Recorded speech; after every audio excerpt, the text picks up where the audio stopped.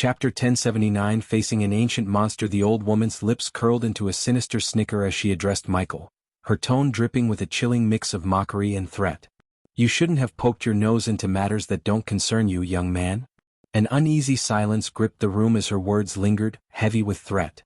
Suddenly, the atmosphere twisted with shock as the old woman underwent a grotesque transformation. Her frame contorted, skin turning ashen and leathery like decay. Unnaturally hunched, she surged to 8 feet, her limbs stretching into razor claws. "Finally showing yourself, huh?" Michael sneered inside. A putrid stench pervaded, maggots wriggling from her skin. Once benign eyes turned into seething hollows, while jagged rotted teeth jutted from her twisted mouth. The monstrous form defied nature's bounds, a maelstrom of horror that submerged the room in fear. "By the gods!" Veer's voice cracked with shock, his face a mask of horror. "Holy, what is that?" Hall's voice trembled, his disbelief bordering on terror. Carmela's cry mixed with their astonishment, her voice a desperate plea laced with fear. "No, please. Spare them." The monstrous being, her form contorted and twisted beyond recognition, shot Carmela a malevolent glare. "You will pay for what your cousins have done," her voice, a guttural growl, foretold of unfathomable cruelty. With a swift, ominous wave of her clawed hand, a vicious gust of wind surged forth, shrouding Carmela in a maelstrom of energy. In the blink of an eye, Carmela vanished as if swallowed by the wind itself, leaving her cousins in shocked silence. Their cries were stifled, replaced by an eerie emptiness that settled over the room. The monstrous form turned its gaze back to Michael, its hollow sockets seething with a malevolence that transcended the boundaries of the natural world. Its voice, a disturbing amalgamation of the old woman's and something more sinister, dripped with mockery and taunt. "You meddle in affairs you cannot comprehend, young man. Your presence here will be your undoing. Let her go." Veer's voice quivered with rage and desperation, his eyes burning with a fierce determination. "Release her now." Hall's cry echoed his brother's sentiment, his voice marked by a fierce urgency. But the monstrous entity, her form radiating malevolence, merely responded with a dismissive wave of her hand. In that moment, veins of darkness erupted from the very walls, snaking forward like serpents of shadow. With eerie precision, they wrapped themselves around the brothers' mouths, silencing their pleas and cries in an instant. Veer and Hall's voices were muffled, their eyes wide with shock and alarm. However, Michael remained calm as Griffey now showed her true self as a monster looked at her bloodling minions including Poppy. "Does this sight fill you with fear, young man?" Griffey's voice dripped with a sinister curiosity, her lips curling back to reveal a long, slithering tongue. A yearning hunger tainted her tone, a thirst for the anticipation of a fresh victim. "If anything, this makes me feel disgusted," Michael retorted, his response cutting through the air with a touch of defiance. He met her unsettling gaze head-on, unflinching in the face of her malevolence. The old woman who turned into a monstrous being seemed taken aback by his retort, a momentary flicker of surprise crossing her grotesque features. "I'm not one to indulge in body shaming," Michael continued with a sigh, his voice carrying an exasperated edge. "But my God, you've really outdone yourself in the ugly department." The unexpected jab seemed to strike a nerve, a mixture of disbelief and anger flashing across the creature's hollow eyes. "Let's see if your actions can back your words." "My minions, go bring him to my feet," Griffey commanded, her voice laced with a twisted blend of authority and anticipation. The bloodlings, each standing around 3 feet tall, swiftly responded to her orders. Without a trace of fear, they surged forward toward Michael, their movements determined and predatory. Hisses and curses dripped from their lips as they closed in on him, an eerie chorus of malice that echoed through the air. The bloodlings surged forward, their voices dripping with disdain as they spat out derogatory terms. "Human scum," one sneered while another hissed, "mortal fool." With no hesitation they rushed toward him, their movements quick and purposeful. Yet, Michael remained eerily calm in the face of their onslaught. He calmly cracked his fingers, a casual gesture that belied the tension of the moment. In the midst of their aggression, Poppy's voice suddenly pierced the air, cutting through the tension. "Avoid his needles, you fools," he bellowed at his fellow bloodlings, his words echoing with a mix of caution and urgency. The sudden outburst confused some of the bloodlings, a flicker of hesitation crossing their eyes.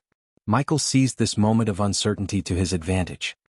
His hand moved with deliberate slowness, revealing the hilt of a dark sword hidden at his side. The glint of malevolent steel caught the dim light, casting an eerie shimmer that danced across the room. With a taunting grin, Michael addressed the advancing bloodlings. "Well, let me see what you bloodlings are made of." His voice carried a mocking challenge, each word an unspoken dare that hung in the air. As the bloodlings lunged, their distorted features contorted with a mix of fury and desperation, Michael's response was a symphony of controlled aggression. His fingers wrapped around the hilt of the dark sword, and with a fluid motion, he unsheathed it, revealing the blade that glimmered with a malevolent aura. The clash erupted with a deafening intensity. Michael moved with an uncanny precision, his strikes landing true and merciless. The sword cleaved through the air with a lethal grace, the blade connecting with the bloodling's frail forms. Blood splattered in grotesque arcs, painting the scene with a morbid red as the bloodling's once vicious hisses transformed into anguished cries of pain and shock. "You'll pay for this," one of the bloodlings spat, his voice carrying a note of desperation as he writhed in agony. Michael's reply was a grim smile, his movements a chilling display of mastery. With each swing, heads and bodies were severed as if they were naught but fragile twigs. The room echoed with the sickening sound of flesh meeting steel, punctuated by the wet thuds of severed limbs hitting the ground. In a matter of minutes, the battle had turned into a massacre. The once threatening bloodlings now lay in lifeless heaps, their torment at an end. Amidst the aftermath, the old woman's voice carried a tinge of amusement. "Impressive. Your skills are quite the spectacle, young man." Poppy's response, however, held a tinge of fear. "This isn't good. He's more lethal than I thought." "Poppy, come here." The old woman's sudden call reached out for her sole remaining minion. While Michael had indeed ignited fear within Poppy, it was clear that the terror inspired by Griffey was far greater. With his tiny legs carrying him swiftly, Poppy rushed to Griffey's side, his posture stiff and obedient like a soldier answering a superior's command. "Yes, Griffey." Poppy's voice rang out, his tone an eager mix of compliance and loyalty as he stood at attention.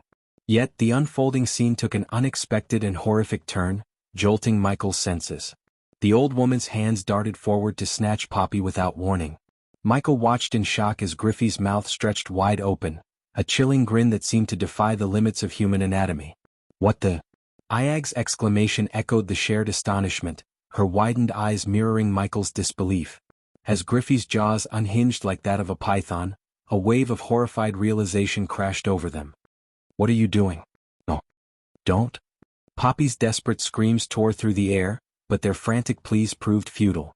In a nightmarish tableau, the old woman's rotten teeth clamped down with a sickening crunch, obliterating bones and resistance alike. Michael winced at the grisly sounds that followed, the repulsive symphony of bones being shattered and devoured. The sight, even in the dim light of the room, was undeniably grotesque, a grotesque display that seared itself into Michael's memory. Michael's revulsion was palpable as he witnessed the gruesome spectacle unfold before him. He couldn't help but voice his thoughts, his tone a mix of horror and disgust. "That's beyond disgusting." The old woman's laughter erupted, a macabre sound that seemed to dance on the edge of madness. "Oh, my dear boy, you've only just glimpsed the beginning of horror," she retorted, her tone a chilling melody of mirth and malice. Her eyes bore into his, their depths swirling with a sadistic amusement. "And as for your dear Carmela," she continued, a sinister grin twisting her already grotesque features, "she too shall meet the same fate. A fate she cannot escape." Her words dripped with a wicked satisfaction, each syllable laden with a cruel certainty. "Her essence will blend into a savory soup, an offering to my insatiable hunger," the old woman declared. "Ah, the taste of innocent flesh," she mused, a morbid nostalgia tainting her tone. "The most potent drug in all realms, young man.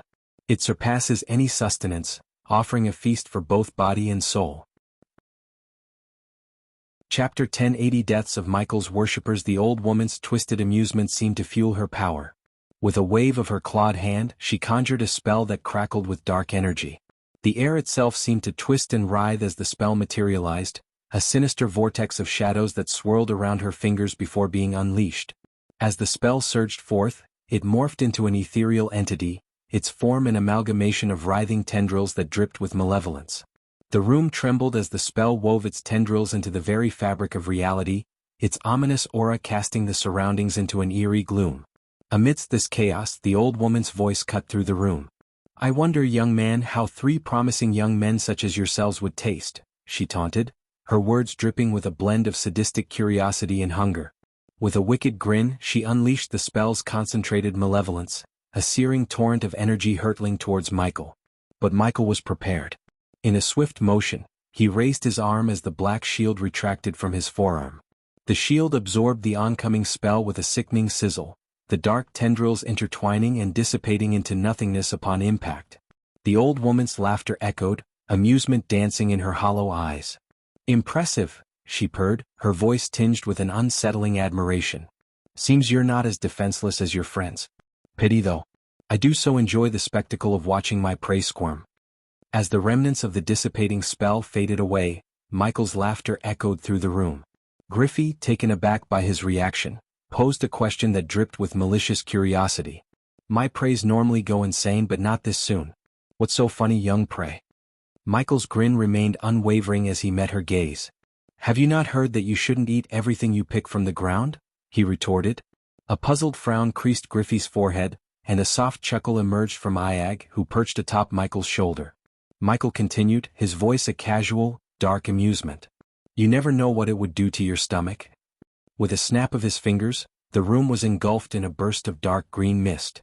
Griffey's form disintegrated, her once menacing presence vanishing in an instant. Veer and Hal, no longer pinned by the tendrils, dropped to the ground, their expressions a mix of disbelief and shock. "What just happened?" Veer's voice quivered as he spoke, his fear still palpable.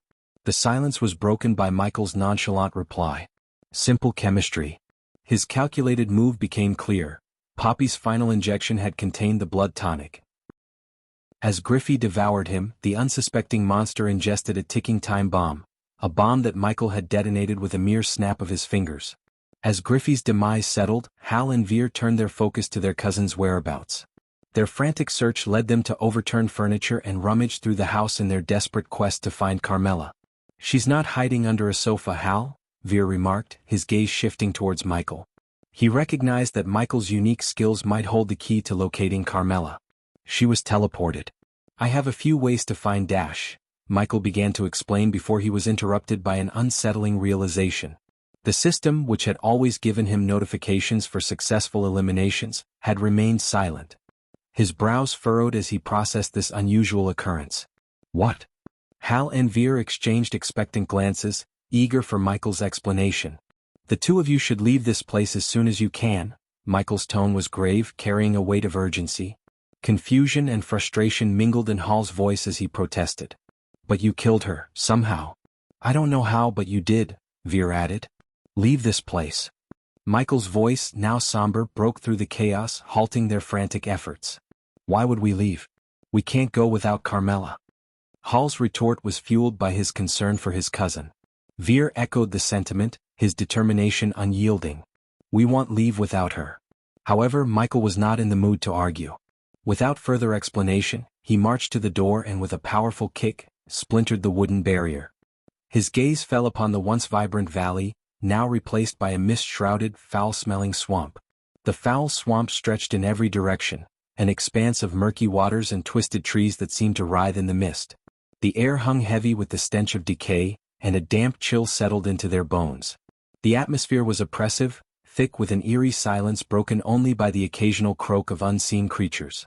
Veer's voice quivered with a mix of dread and disbelief as he glanced around.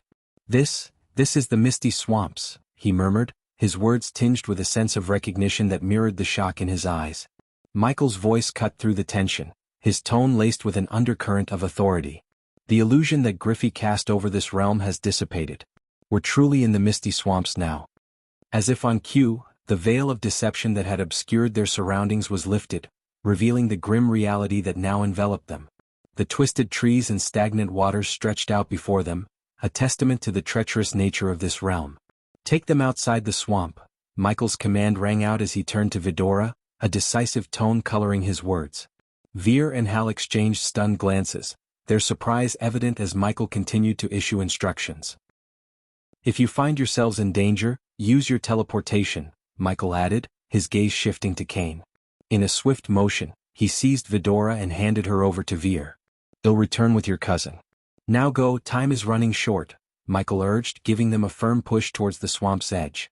Without further delay, he turned away and re-entered the house, his determination unyielding. Before Veer and Hal could formulate a response, the world around them shifted.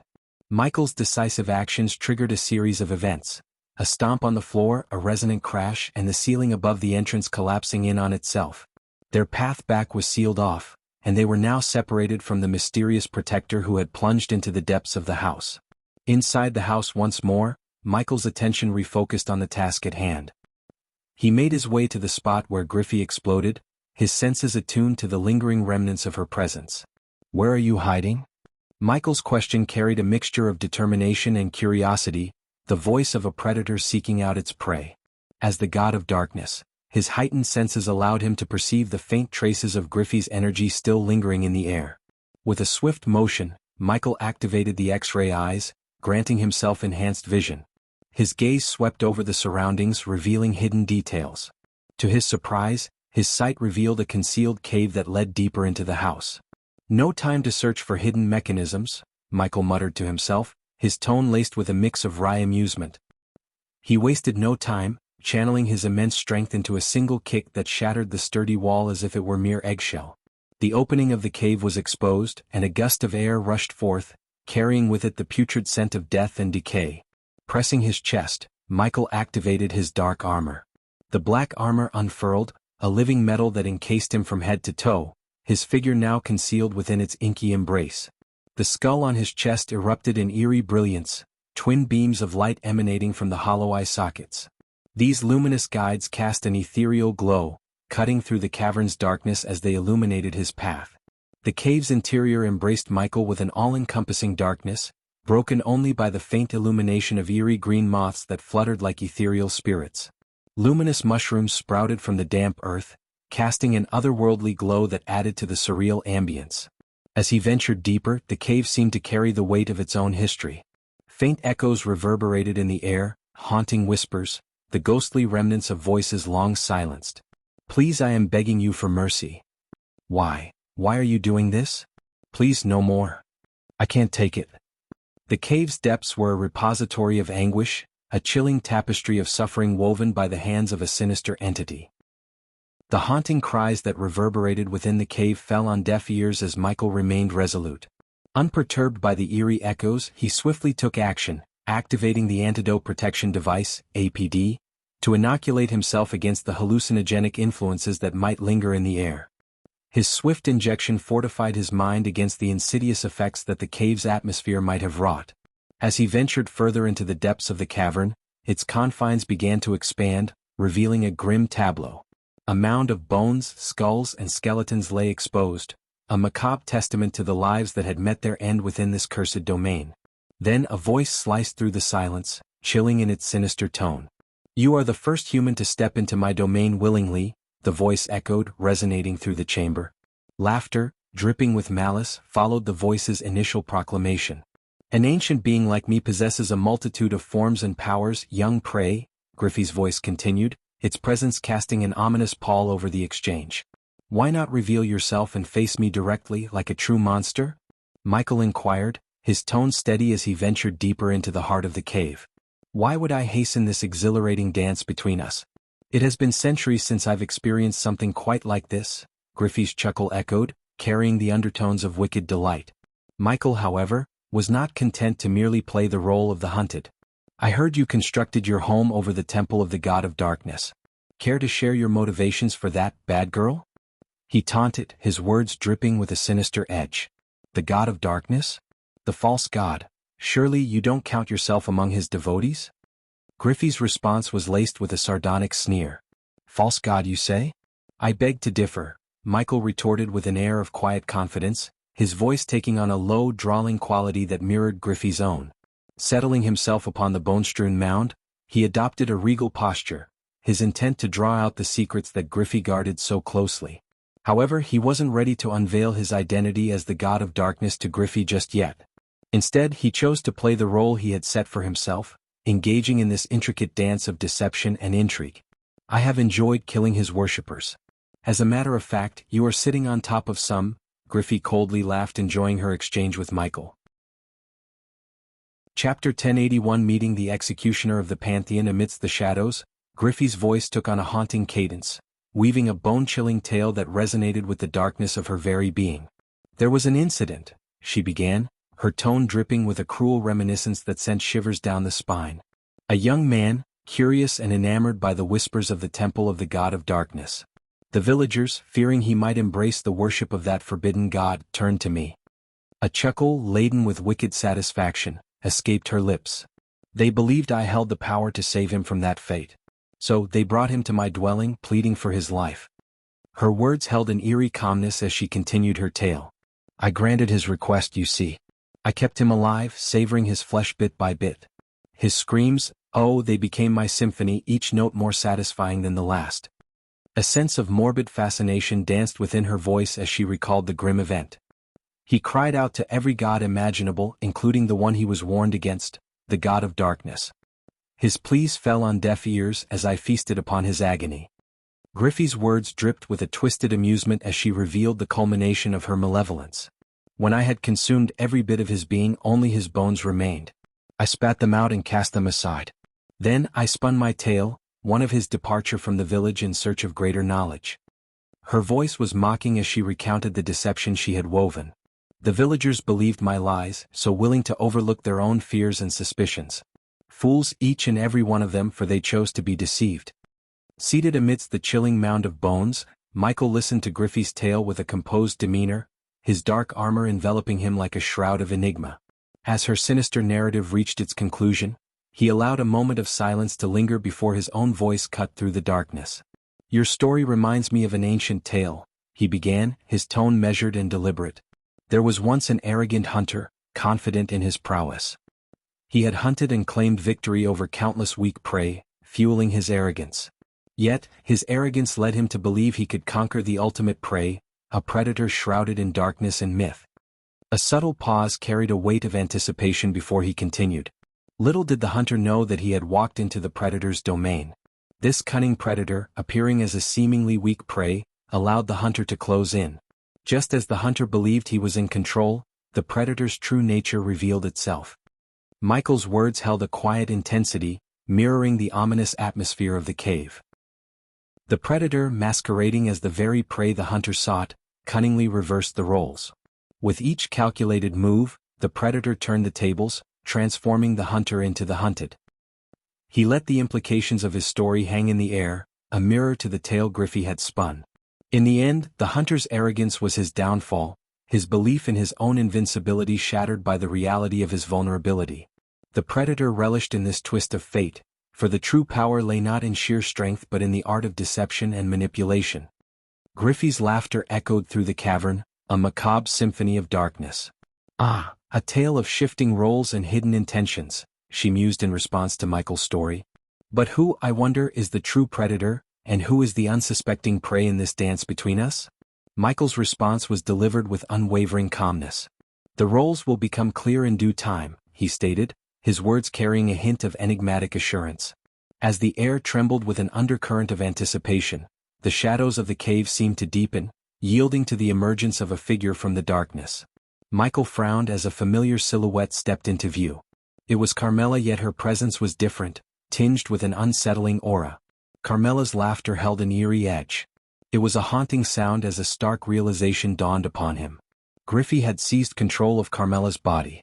As the truth settled in, Carmela's features contorted, the very embodiment of innocence distorted by malevolent possession.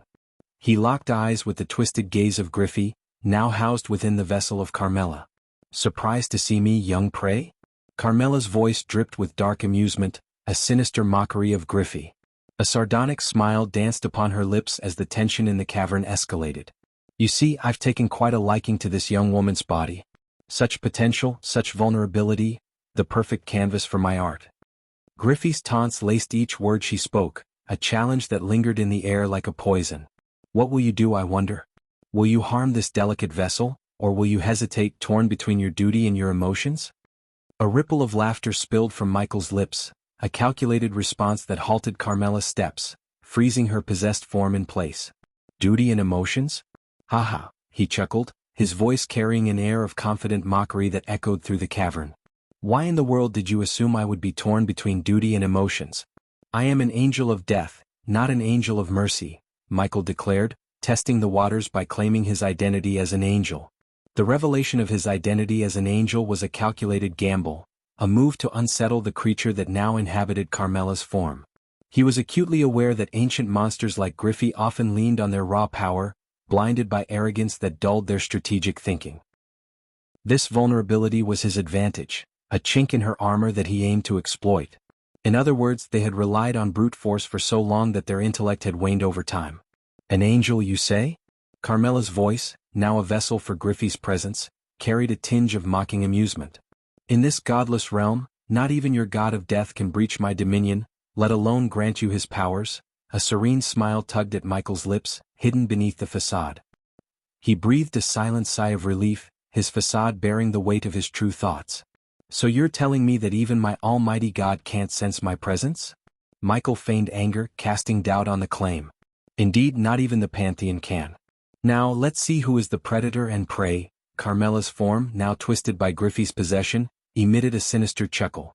Unbeknownst to Michael, Griffey's ethereal fusion realm cultivation stage remained beyond his perception. Yet, his divine nature as a god surpassed her in strength. With her confirmation that the Pantheon's reach did not extend into her domain, Michael found himself unshackled, free to wield his powers without restraint. To refresh your memories equals Initiate Realm, Chi Awakening Realm, Spiritual Embryo Realm, Elemental Attunement Realm, Celestial Resonance Realm, Soul Ignition Realm, Ethereal Fusion Realm, Void Transcendence Realm, and Divine Ascendancy Realm. Ah, the angel thinks he can stand against me. Griffey's voice, now emanating from Carmela's form, dripped with malicious glee. Your god's protection won't save you here. Before Griffey's incredulous words could fully register, Michael materialized behind her using shadow teleportation. Her shock was palpable as his hand closed around Carmela's face, fingers glowing with a dark aura as he activated his soul devourer skill. A guttural roar escaped Griffey's lips as Michael initiated the extraction, his grasp tugging at Griffey's soul ensnared within Carmela's body. This power, no angel is capable of this feat. Griffey's voice trembled with disbelief, yet Michael persisted in pulling her soul free. Unexpectedly, Carmela fought back with a burst of strength, her fingers slashing across Michael's face. Deep gashes marred his skin, but they quickly sealed as the advanced regeneration potion surged through his veins. Griffey seized the opportunity to break free, distancing herself from Michael. Perched on an elevated rock formation, she looked down upon him with a mixture of curiosity and uncertainty. Let me see what kind of angel you are. Griffey's voice was laced with intrigue as she tasted the blood staining her fingers from the scratch she had inflicted. Carmela's possessed eyes widened as the essence of Michael's blood touched her senses. An unfamiliar sensation coursed through her, a hint of fear mingling with her previous arrogance. You are no angel. You are a god. Griffey's words trembled with realization, the shock and fear palpable in her tone.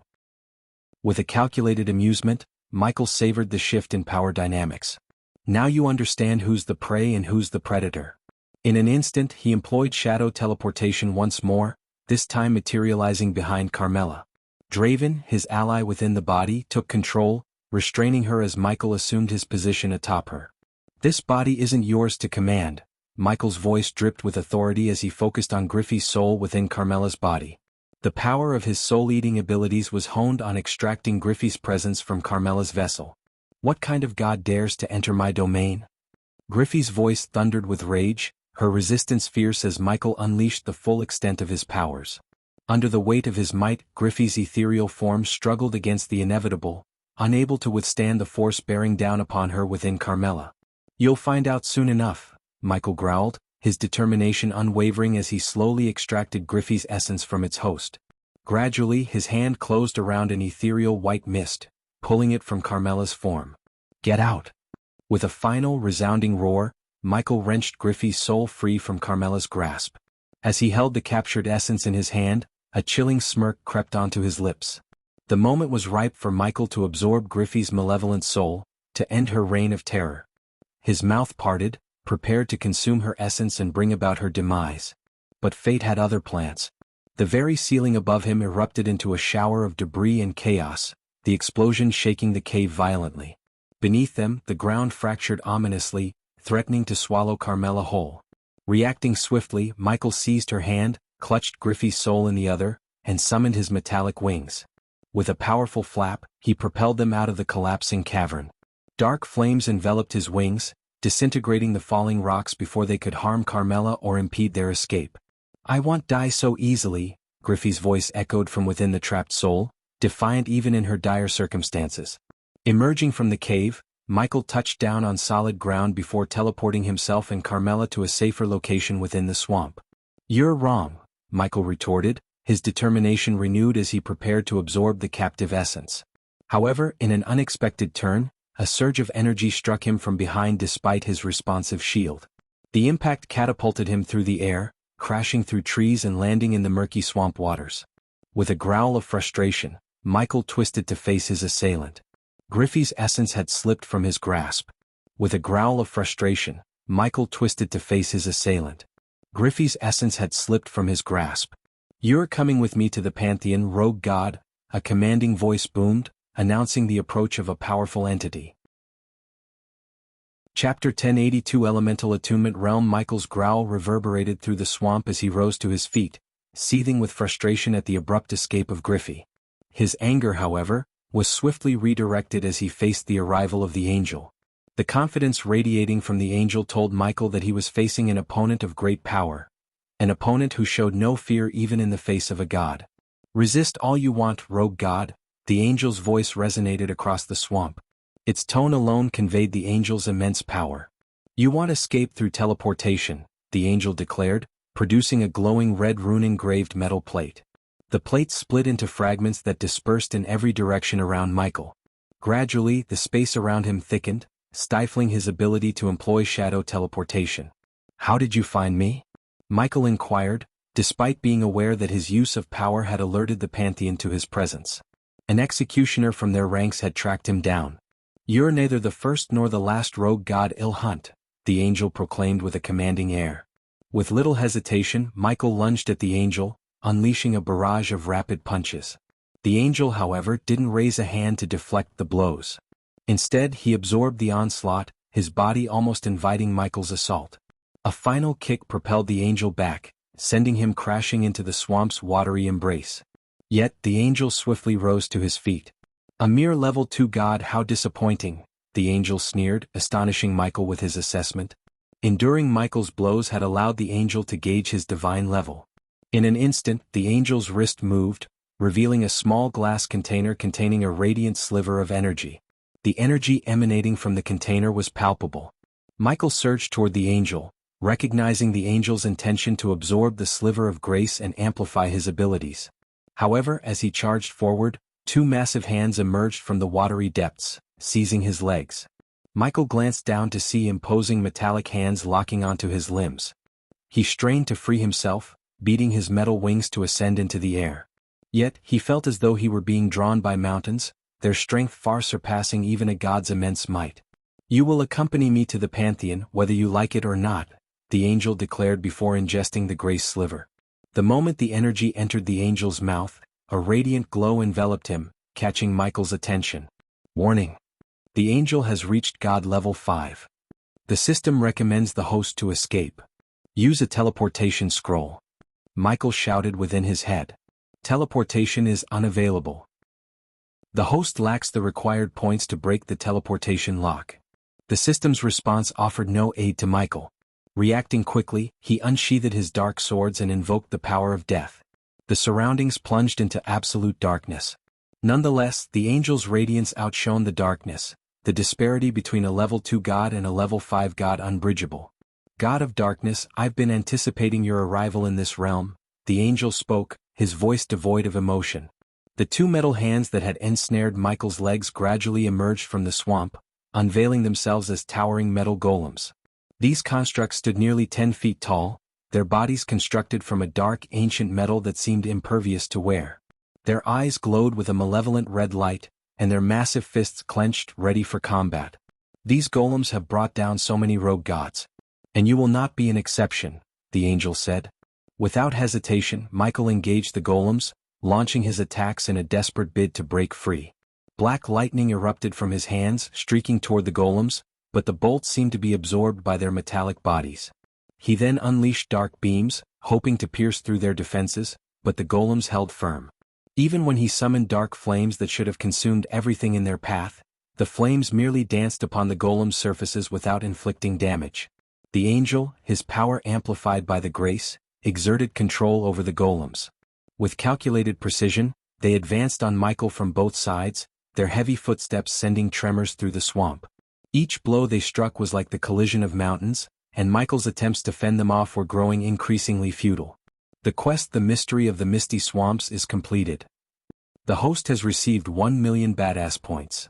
As Michael continued to battle the relentless golems and the empowered angel, the sudden notification from the system brought a glimmer of hope amidst the chaos. The prospect of earning a significant number of badass points through a completed quest was a welcome surprise. Amid the intense clashes and exchanges of power, Michael managed to steal a quick glance at the spot where he had left Carmela. To his relief, she was nowhere to be seen, and he deduced that she had likely found safety with their cousin outside the treacherous swamp. With no physical body, Griffey seemed to have momentarily halted her attacks and disappeared. With his focus back on the battle, Michael exerted his strength, causing the golem's hands to crack and buckle under his power. "If you surrender and come with me to the Pantheon, I will not hurt you," the angel coldly said.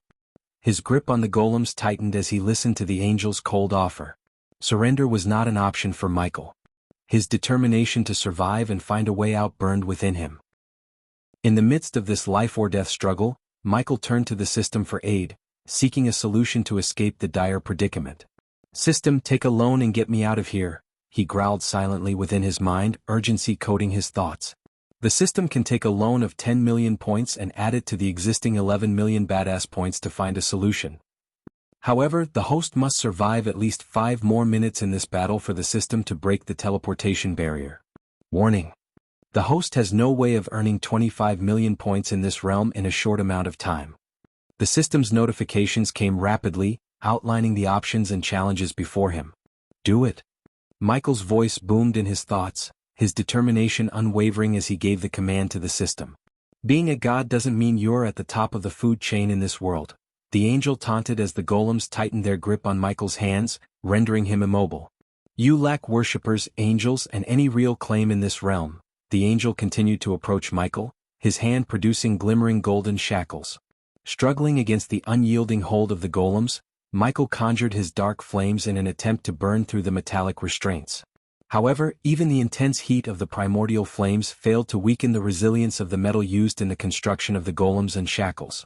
"And you fail to grasp the extent of an angel's power," the angel asserted, raising his hands to emphasize his words. His cultivation in the soul ignition realm not only heightened his soul energy, but it also granted him mastery over a specific element.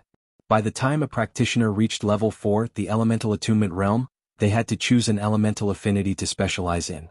This angel had chosen metal, granting him absolute control over his metallic constructs, including the wings attached to Michael's armor.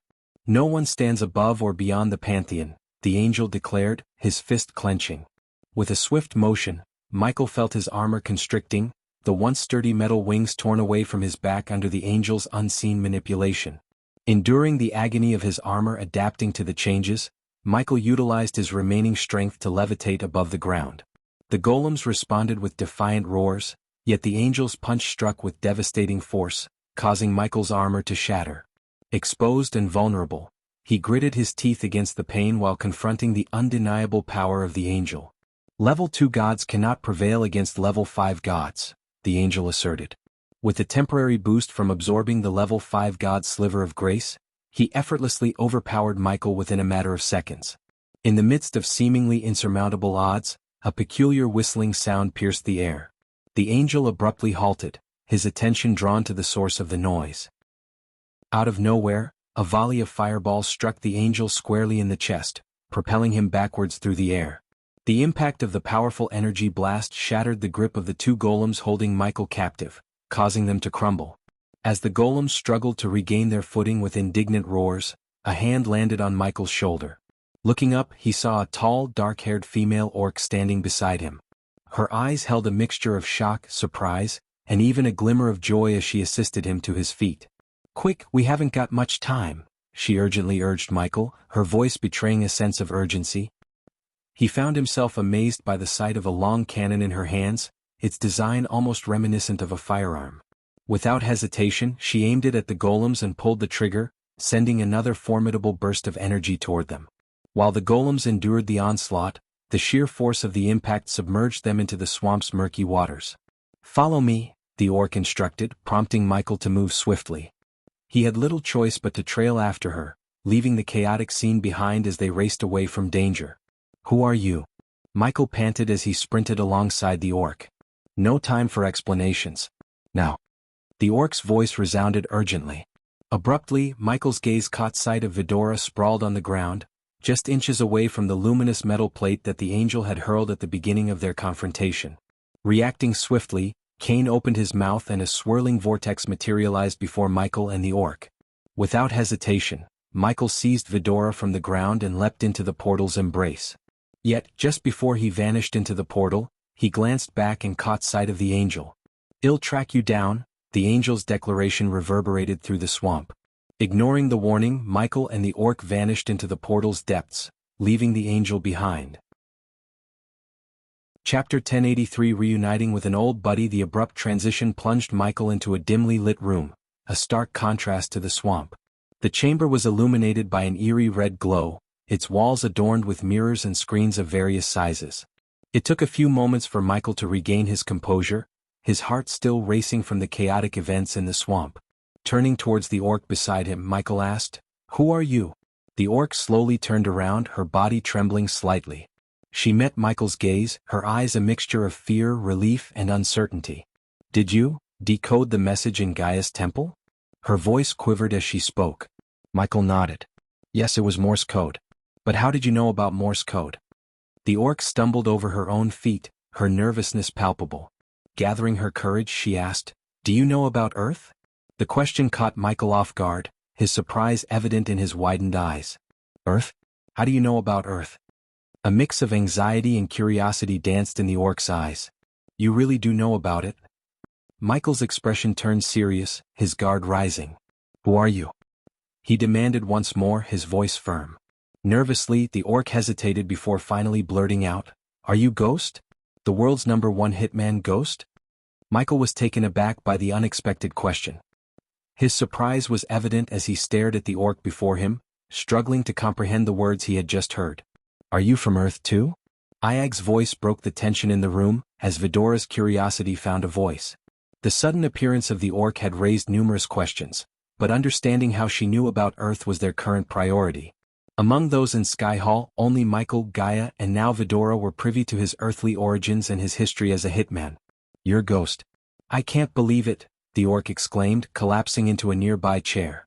Her breathing became frantic, resembling an asthma attack. "I think she's in trouble," Sarba noted, watching the orc's labored breathing. The orc gestured toward a small dish containing gray powder. "Take that." Michael carefully picked up the dish and handed it to the orc. She inhaled the powder deeply, her breathing slowly stabilizing. "Ghost, it's really you, damn?" The orc muttered, her eyes a mixture of shock, fear, and elation. "Are you?" Michael began to piece things together, but before he could utter his guess, the orc revealed her true identity. "Ghost, it's me, Pink," the orc confessed, causing Michael's heart to skip a beat. He struggled to believe the revelation. "Pink?" Michael whispered, his shock palpable. Pink had been his partner in countless assassinations on Earth, providing technical support and navigation while he operated in the field. The notion that Pink had also transmigrated to this new world was beyond comprehension. "I can't believe it. I'm actually seeing Ghost." Pink stammered nervously, her behavior at odds with what would be expected of an orc. 37 operations, you and I together, all successful. We were the best pair in the whole world, Pink continued, her expression a mix of delight and astonishment. Michael couldn't doubt Pink's words. Her mention of the exact number of operations was undeniable proof. "It's like a mixture of both a good and bad dream." "Jesus Christ," Pink muttered, her nervousness evident as she still trembled from the shock of their unexpected reunion. Overwhelmed by emotion, the orc, now revealed as Pink, rushed towards Michael and enveloped him in a tight hug. Michael, taken aback for a moment, hesitated before awkwardly patting Pink's back a few times, not entirely sure how to respond. Hey, calm down," he finally managed to say, gently trying to loosen her grip. "Let's sit down and catch up. There's a lot I need to know." Reluctantly, Pink released Michael and took a seat, her eyes still wide with disbelief and excitement. As they settled, Michael prompted her to recount what had happened since their last mission together. Well, you remember that target, right? The one you took down with that incredible sniper shot? Pink began, her voice carrying a mixture of nostalgia and awe. As soon as you made that kill, this bright light surrounded me. Next thing I know, I'm waking up in this body. Michael leaned in, intrigued. What happened to the original occupant of the body? Pink's expression turned somber. She died, apparently some flu or something. Then I was there. In this orc's body. She paused, as if gathering her thoughts before continuing. I didn't realize what was happening at first, but after a while I started to lose control. My thoughts were a mess and I was basically going mad. She let out a bitter laugh. The orcs didn't take too kindly to that. They locked me away in isolation for 6 months. I'm sorry to hear that, Michael interjected sympathetically. Pink nodded and continued, well, after that crazy phase, I guess you could say I became a bit of a nerd. I started reading everything I could get my hands on. Eventually, I spent a whole year in the Great Library of Durin. That sounds like quite the transformation, Michael remarked, impressed by her dedication. It was in that library that I came across texts mentioning the god of darkness, referred to as Ghost among the mortals, Pink explained. Something about that name struck a chord with me and I realized it was you. So, I delved into every piece of information I could find about you, trying to figure out if you really were the same ghost I used to work with. Michael's face carried a mix of surprise and curiosity. The idea that his earthly alias had lingered on in this world was astonishing to him. He leaned forward, encouraging her to continue with his intense interest. The twists and turns of their conversation were leaving him both amazed and bewildered. Pink leaned forward, her eyes shining with a mix of enthusiasm and urgency. The Great Library of Durin has a secret, forbidden section. I knew there was something more to discover, so I managed to sneak into that restricted area. Anything that mentioned gods, I read. And that's when I found something fascinating. Michael's curiosity grew as Pink's story unfolded. What did you find? Her voice held a sense of triumph as she continued. I discovered that the goddess of monsters, Gaia, is actually the wife of the god of darkness.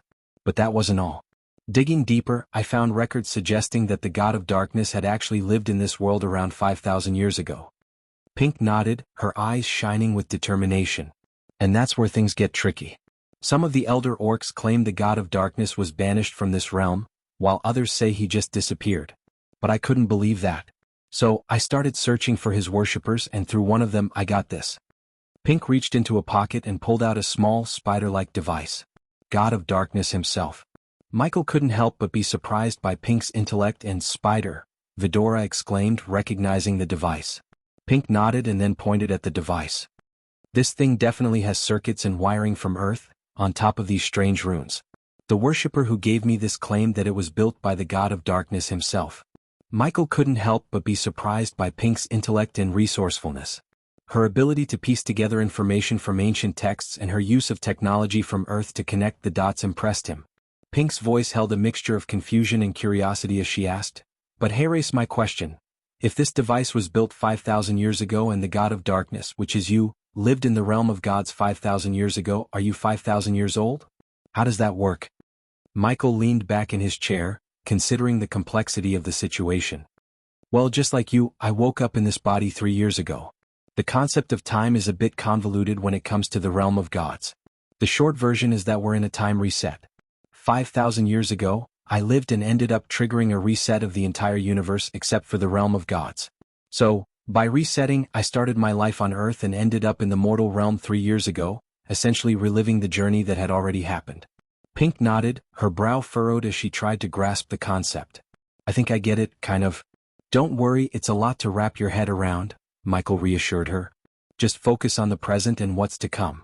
Ayag chimed in, her curiosity evident. "Still, I can't believe how you transformed from a nerdy little orc to a cannon-wielding badass." Pink chuckled, her cheeks slightly flushed. "These schematics." She rifled through the papers strewn across the table and handed a few over to Michael. As he looked at the blueprints, he recognized his own handwriting and knew they were his designs from his time as the Dark Lord. "These are the schematics I got from one of your temples. I did my best to build them based on the information I had. Books and schematics can only teach you so much," Pink explained, her tone a mixture of pride and humility. Curious about her foreknowledge of the recent events, Michael asked, "So, how did you know I would be in the misty swamps? How did you know about Griffey?" Pink shrugged. Griffey? No idea. I asked you to come to the Misty Swamps because that's where your temple is. Michael frowned, still puzzled. That doesn't explain how you came prepared to deal with the angel.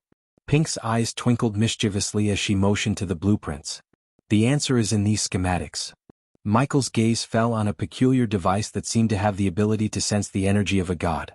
I managed to acquire a sliver of grace left by your previous self, although acquire might be a generous term. I kind of stole it from someone powerful, Pink admitted with a sheepish grin. I used that grace to calibrate the device, making it alert me if it sensed a similar energy.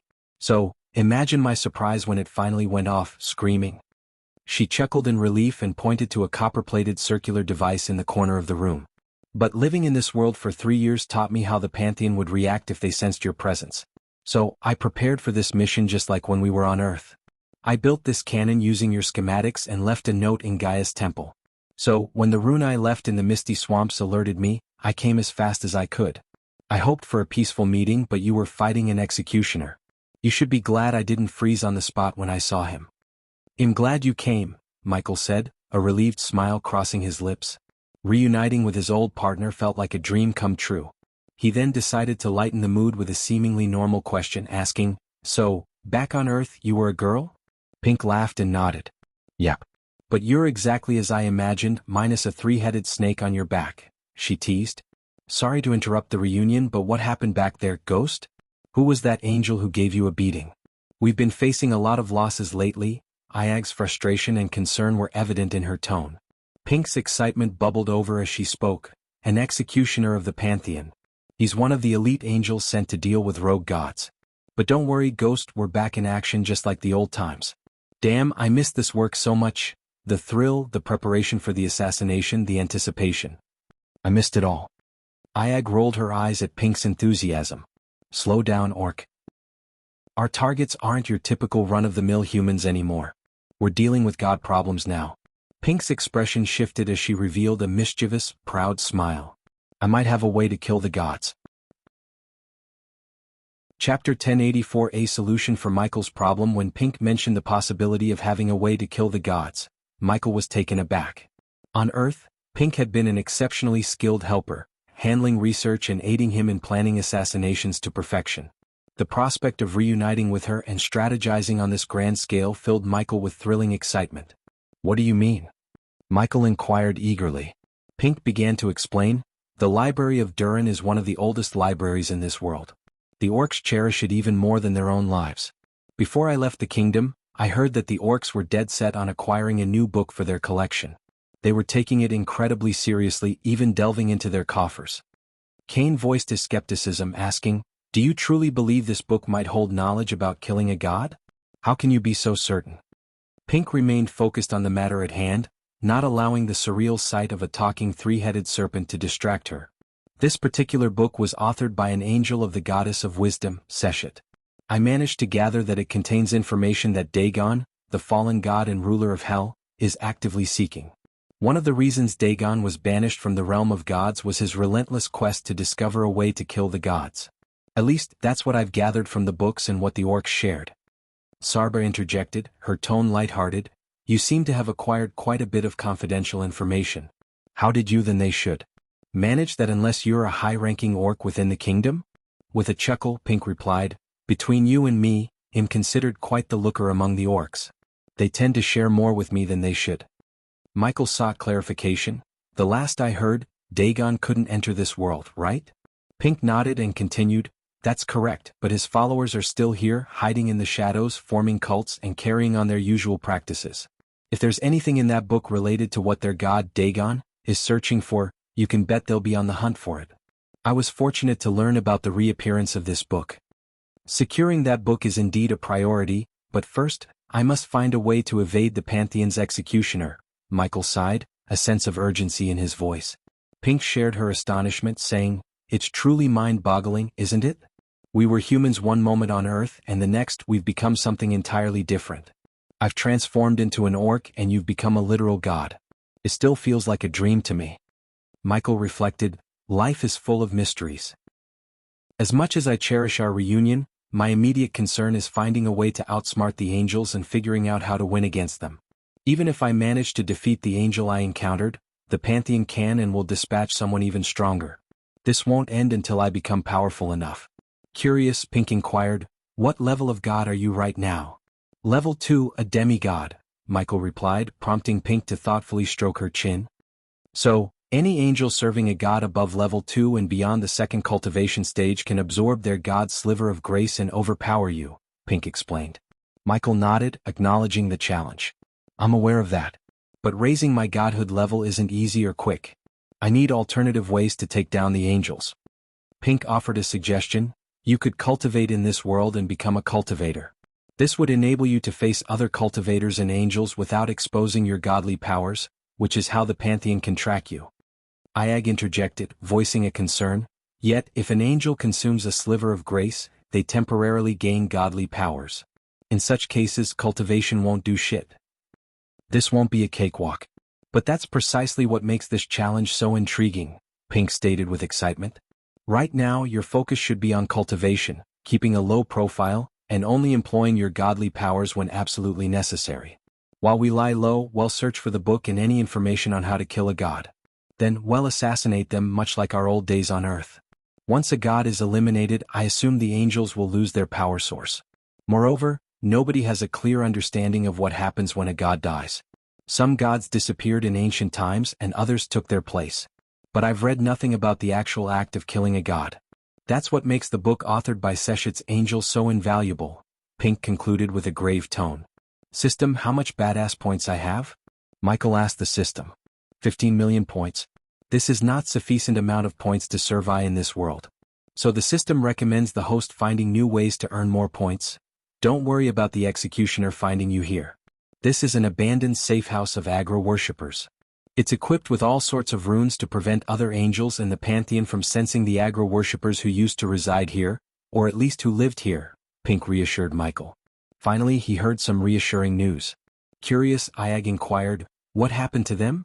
Pink explained, according to the texts I used to locate this place, the aggro worshippers here tangled with some rogue cultivators who proved to be too powerful. They wiped out the aggro worshippers living here. Over time, everyone forgot about this place. But it serves as a rather shabby base of operations. It's better than nothing. Michael had an idea, saying, if the runes in this place can mask our energies, I might be able to modify this medallion. He retrieved the tree-shaped medallion given to him by Marley. Iag's tone turned deadly as he added, and let's not forget about that traitor Marley. She betrayed us and will pay with her life. Betrayed you? That sounds like a death wish, Pink remarked, fully aware of Ghost's reputation as the world's deadliest hitman. She knew better than to cross paths with him. When she heard someone had betrayed him, she assumed that person was as good as dead. If anyone could kill a god, it would undoubtedly be Ghost. Michael contemplated, she will pay for what she did. I pity Marlis worshippers who died in Raynar's temple. I want to know if she truly understood what transpired. Completing this quest from the system to kill Raynar and avenge Marlis worshippers had gained paramount importance. Once he completed the quest, the system would reveal the location of a base of operations.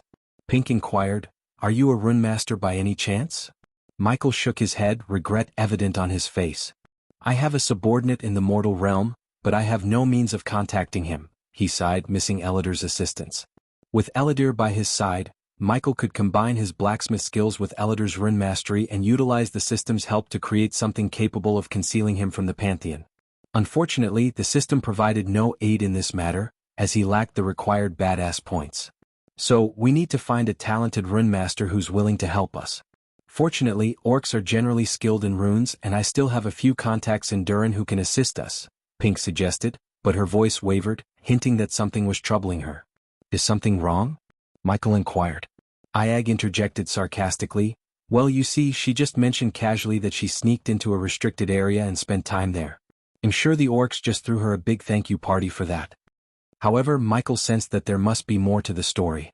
And I accidentally killed an orc who served as an advisor to the king of Durin, Pink admitted, her voice tinged with regret. Michael could tell that even though she had spent only 3 years with the orcs, she had grown attached to them.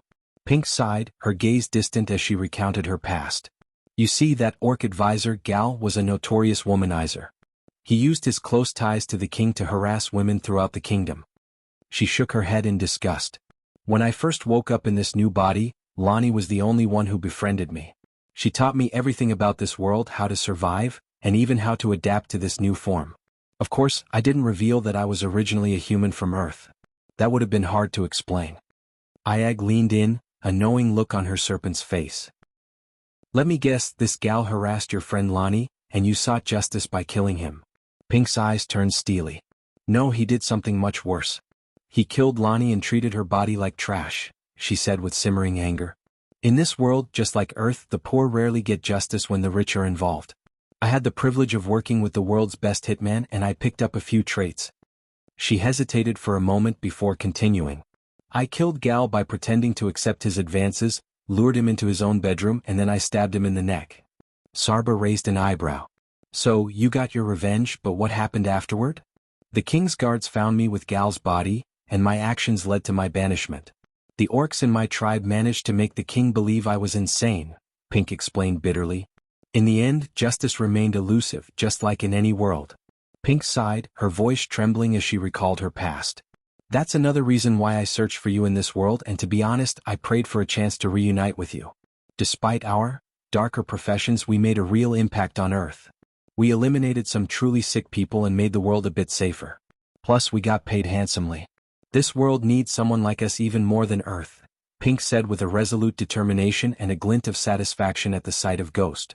Sarba chimed in with innocent curiosity, but you won't get paid here, will you? Pink gave a sly grin. Money isn't the only form of payment, my friend. Now, we need information, and men like Gal hold the key to everything we require. We may not receive payment from a client like we did on Earth, but if we loot his body after taking him down, we'll be rich as fuck. Sarba nodded in agreement as Pink went on, her tone firm. Taking down killers, assholes, and dictators does give you a satisfying feeling, Pink declared. Michael chuckled slightly and added, speaking of dictators, I did cross paths with Hunter Blade. He's in a different universe, just like us, experiencing a transmigration. Pink's reaction was immediate. She trembled, nearly toppling from her chair. Hunter? Please tell me he's not in our universe. Oh, you did say he's not. Damn it, that guy. I genuinely pity the universe he's in right now. I hope we never cross paths with that murderous psycho, not now or ever, Pink concluded with a shiver of dread. Hunter will return in DBS, coming out of hiatus, on 12/09/2023. Chapter 1085 Journey to Become the Deadliest Assassin. System, do you have any way for me to start cultivating in this world? Michael inquired. The system responded, the host has to rebuild your body from the molecular level to accommodate mortal cultivation on top of your god being. Just the sound of it made Michael realize it was going to cost him significantly.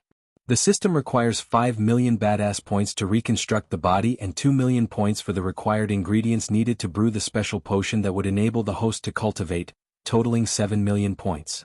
So, once I've done this, I can cultivate in this world and level up by gaining experience points? Michael sought clarification. Yes. The experience points gained by the host after killing the angels and cultivators here will be used to break through to the next stages, the system confirmed. Michael felt relieved. If he could cultivate, he wouldn't need to use his godly powers in every fight, which would help him avoid detection by the Pantheon. How long will it take for you to reconstruct my body? Michael asked the system. Just a day, came the response. Great, Michael said and exited the system. He then turned to Pink, realizing he had more questions for her. It's clear we need to find the book written by Seshet's angel. But first, let's figure out what to do with you, Michael said, and Pink understood his meaning. Unlike on Earth, this world has no technology, no computers or systems for you to hack. So we need to figure out a way to utilize your talents. I had a setup in the mortal realm, but even that had no need for hacking. It just required someone to watch the camera feeds, Michael explained.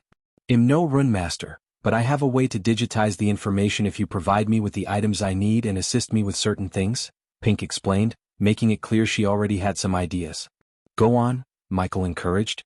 First of all, I need your spider devices. They can mimic the security cameras on Earth and give us eyes in this world.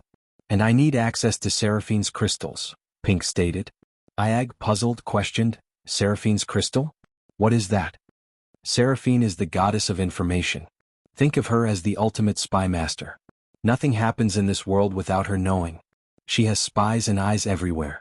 This world might not have computers and technology, but a large amount of information like this still requires some form of storage and containment. That's where Seraphine's crystals come into the picture. These special crystals, imbued with powerful runes, store information and allow Seraphine's angels to access the information they need, Pink explained, pleasantly surprising Michael and Vidora. Then Pink unveiled another set of schematics. This time it wasn't just a schematic for a single device. It was a blueprint for an entire setup that far surpassed Michael's surveillance room in his dark castle. These devices. Wow, Michael was genuinely astonished. As an inventor, Michael comprehended the devices and regarded Pink with awe. Where did you get them? Michael inquired. I designed them. Of course, it took me countless hours of reading hundreds of books about runes and the energy flow in this world. But I believe this will work, Pink stated confidently. You designed these devices just by reading books? Michael asked, amazed. He was shocked to learn that Pink had managed to design such complex devices without any special innate talents, solely through her studies. System, we need to grant Pink the inventor trait and give her rune mastery, Michael suggested. It would require the host to spend at least 50 million badass points or more. For now, the system recommends using your inventor trait to build the devices and explore alternative means to understand the runes, the system responded. So, just to clarify, we need to create another medallion to conceal your presence, which means we have to journey to Durin and meet your rune master contact. Afterward, we need to obtain the book that might contain information on how to kill a god. On top of that, we have to set up a surveillance room for you, requiring spiders and Seraphine's crystals, which I imagine will be guarded like treasures, Ayag summarized, her tone tinged with frustration. And don't forget, we also need more money, so add a robbery or heist to that ever-expanding list, Michael added with a chuckle. Why are you laughing? Ayag asked, playfully headbutting Michael. Because it's exciting, Michael replied. To Ayag's surprise, Pink wore the same eager smile. She was rubbing her hands together in anticipation of Michael's orders. Here's our plan. We'll start by building a device to conceal my presence, which means we have to go to Durin. Once we've done that, we'll acquire the book. Since we're running low on funds, purchasing the book isn't an option. We'll have to steal it, Michael declared. The auction is next month, so we have plenty of time, Pink informed him. While we're in Durin, we'll also find a rune master to help us set up the surveillance room and procure Seraphine's crystals. I can build the devices based on these schematics, Michael explained. I still can't believe you can construct these devices. A power you gained in this world, I presume? Pink inquired, and Michael nodded. So, when I return from Durin, we'll have a medallion and everything we need to set up our surveillance room. However, we need the setup to be transportable. Once I kill Raynar, he'll secure a new base of operations. We can incorporate the same runes into that location, Michael concluded. A new base of operation? From who? Pink asked with curiosity. I have my sources, Pink. I am a god after all, Michael chuckled, keeping any mention of the system to himself. After confirming that the medallion could conceal his presence as long as he didn't frequently use his godly powers, Michael decided to make his way to the kingdom of Durin, ruled by an orc god named Naribo. We'll tackle our problems one by one, Michael said as he retrieved an earpiece from his system storage. While it required some calibration to communicate with the mortal realm, it functioned seamlessly within the realm of gods. In truth, Michael needed his subordinates and Gaia to thrive independently in his absence. If any dire situation arose, he had contingency plans in place known only to him and Azazel. Not even Gaia was aware of these backup plans if things went awry in the mortal realm. Do you have any means of getting me to Durin? Michael inquired. Since many kingdoms in the realm of gods were not, take this. Michael handed the earpiece to Pink. Wow, an earpiece. You have no idea how much I missed this thing, Pink exclaimed, giving the device a quick kiss before placing it in her ear. Do you have any means of getting me to Durin? Michael inquired. Since many kingdoms in the realm of gods were not connected by conventional roads or oceans, portals were required for travel between them. This underground workplace is conveniently located just an hour away from Naribo's temple. The temple has a portal you can use to travel to Durin. However, you might want to employ your stealth skills as the orcs typically only permit orcs to use the portal, Pink explained, implying that she had used the same portal to reach their current location. They don't allow humans? Does Kingdom Durin also have a rule against humans in their territory? So, you should take a closer look at him. He's not an orc, the little snakehead protested with an indignant tone. Pink chuckled at the fiery response from the serpent. Don't worry.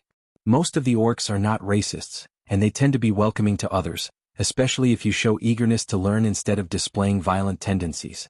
So, I'd recommend not being confrontational in front of the orcs and instead mingle with them as a fellow scholar, Pink suggested.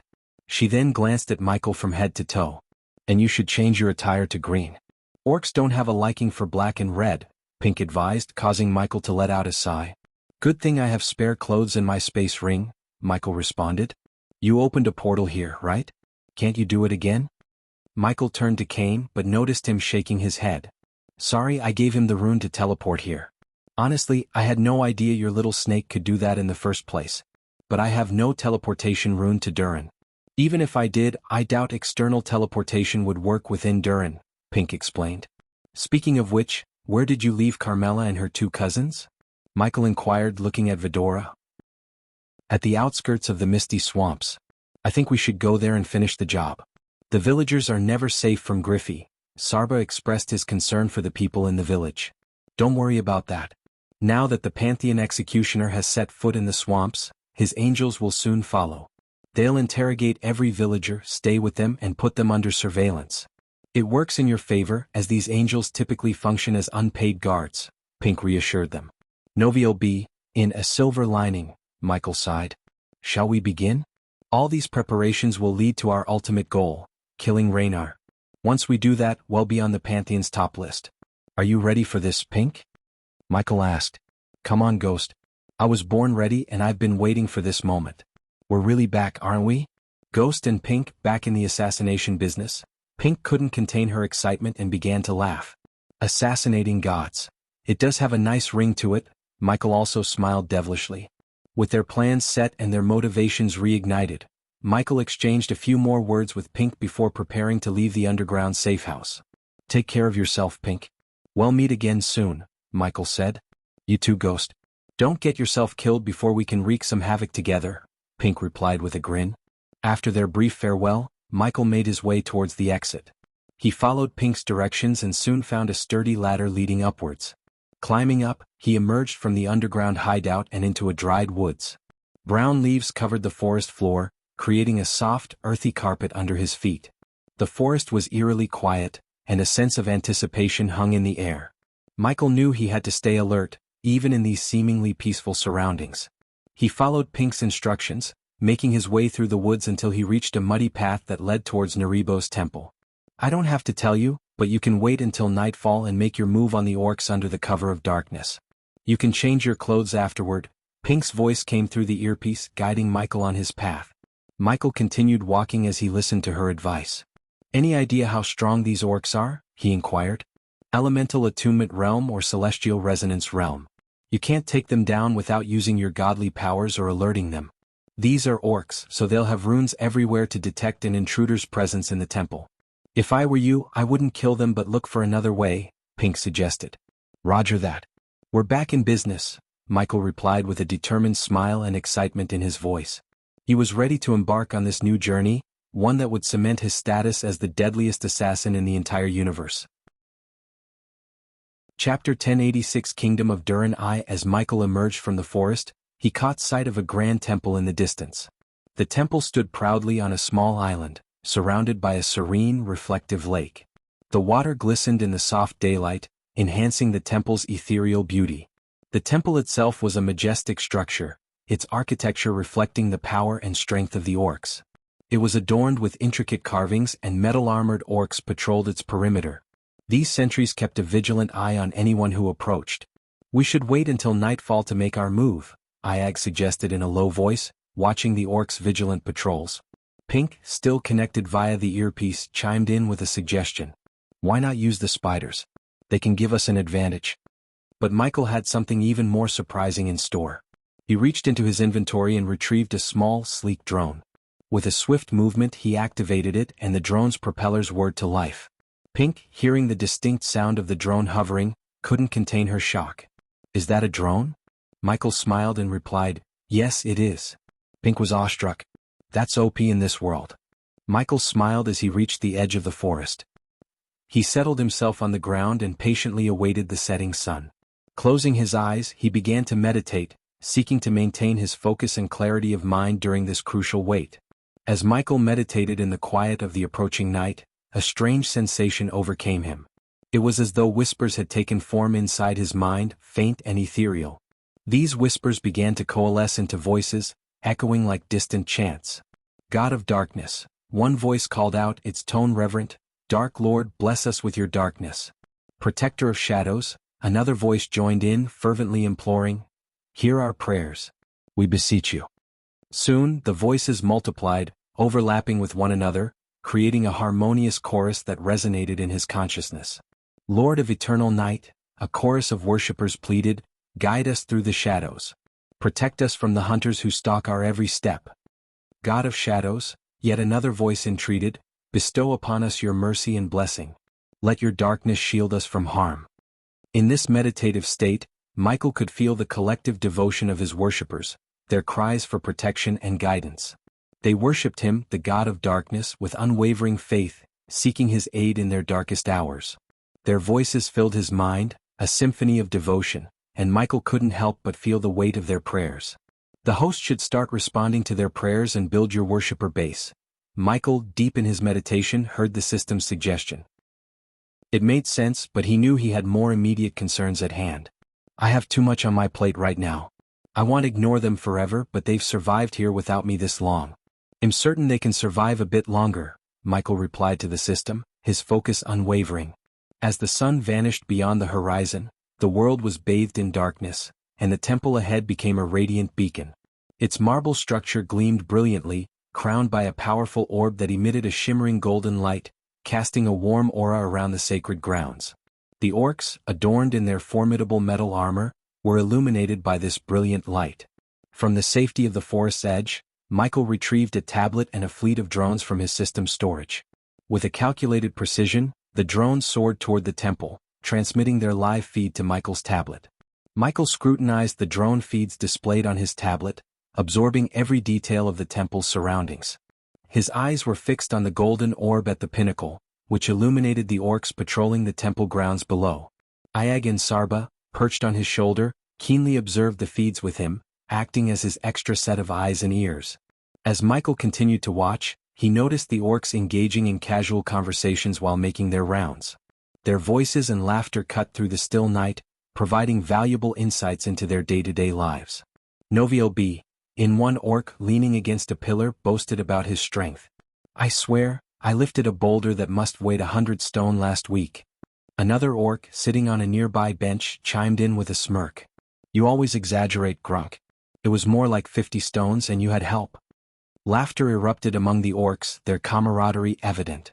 Meanwhile, Michael patiently charted the patrol routes in his mind. He noted the positions of the guards, the entrances and exits, and potential hiding spots. The tension in the air was palpable as he planned his entry into the temple undetected. With the orcs engrossed in their conversations, Michael seized the opportune moment. Silently, he maneuvered the drones to a specific location, capturing a blind spot near the temple's entrance. Ensuring that his movements went unnoticed, he used his godly agility to leap from the forest's concealment into the shadows cast by the temple itself. As Michael crouched low and concealed his presence, he whispered to Ayag and Sarba, keep an eye on the patrols for me. Let me know if they change their routines or if anyone's approaching. The two snakeheads nodded silently, their focus unwavering on the drone feeds. Michael, with his heart racing and his senses heightened, began his stealthy infiltration of the temple. Amidst the orcs' banter, one of them suddenly exclaimed, "Oh, spirits! I forgot something back in the barracks. Be right back." The orc promptly altered his patrol route, striding in a direction that would take him perilously close to Michael's hiding spot. It sent a jolt of tension through Michael, who quickly signaled Ayag and Sarba for information. Ayag's voice hissed urgently in Michael's ear, "Someone's heading your way, Ghost. Swift and quiet." Without wasting a second, Michael pointed his arm above the temple, and with a mechanical whir, his Mark III grappling hook shot into action. It launched him into the air, and he ascended swiftly, aided by his godly strength and agility. He soared above the temple, feeling the cool night air rush past him as he hung hidden in the shadows, his presence masked by the inky darkness. As Michael dangled above the temple grounds, he watched the approaching orc with bated breath, praying that his concealed position would go unnoticed. While Michael clung to the shadowed eaves of the temple, he heard Pink's voice whispering in his head, Ghost, how's everything going? With extreme caution, Michael replied in his mind, going good. Pink continued her telepathic guidance. Once you're inside the temple, make your way to the west side. You'll find the portal there. Just place your hand on the pedestal and it'll activate the portal straight to Durin. The other side won't be monitored like this at this hour. Beneath the shadowed eaves of the temple, the orc who had lingered below called out to another passing orc. They exchanged words about returning to Durin soon to meet their families. The orc under Michael remarked, I can't wait to return to Durin. It's been too long. The other orc nodded in agreement. Just wait until the harvest festival. We'll get to go to our homes with a nice bonus. It'll be worth the wait. As they chatted, Michael stayed hidden, taking mental notes of their conversation and biding his time for the perfect opportunity to continue his infiltration. Iag whispered, these orcs don't seem like they're going to move anytime soon, and if we linger here for too long, we'll be spotted. Michael nodded, his eyes still on the two orcs beneath him. He mentally commanded one of the drones to hover away silently. Then using another drone he toppled down a stack of books from a nearby bench, creating a sudden loud distraction. The two orcs, startled by the abrupt noise, exchanged surprised glances. One of them said, what was that? Did you hear something? The other orc replied, yeah, it came from over there. Let's go check it out. With cautious steps, the orcs moved away from their previous spot, heading towards the source of the disturbance, leaving Michael free to continue his mission inside the temple. Michael landed silently on the ground and continued to sneak his way into the temple. The interior was vast and empty, dominated by a massive statue of a burly orc in the center. Michael couldn't help but ask Pink, is that statue the god Naribo? Pink's voice echoed in his head, confirming, yes, that's Naribo. Now you need to head toward the portal. With a quick nod, Michael proceeded to the western side of the temple.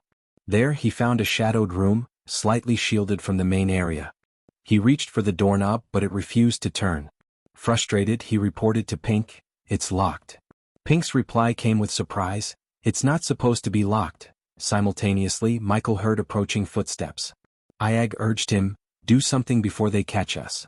Feeling the pressure, Michael summoned his strength and with a determined effort, broke the doorknob, allowing him to slip into the room just in time to avoid being detected by the approaching orcs.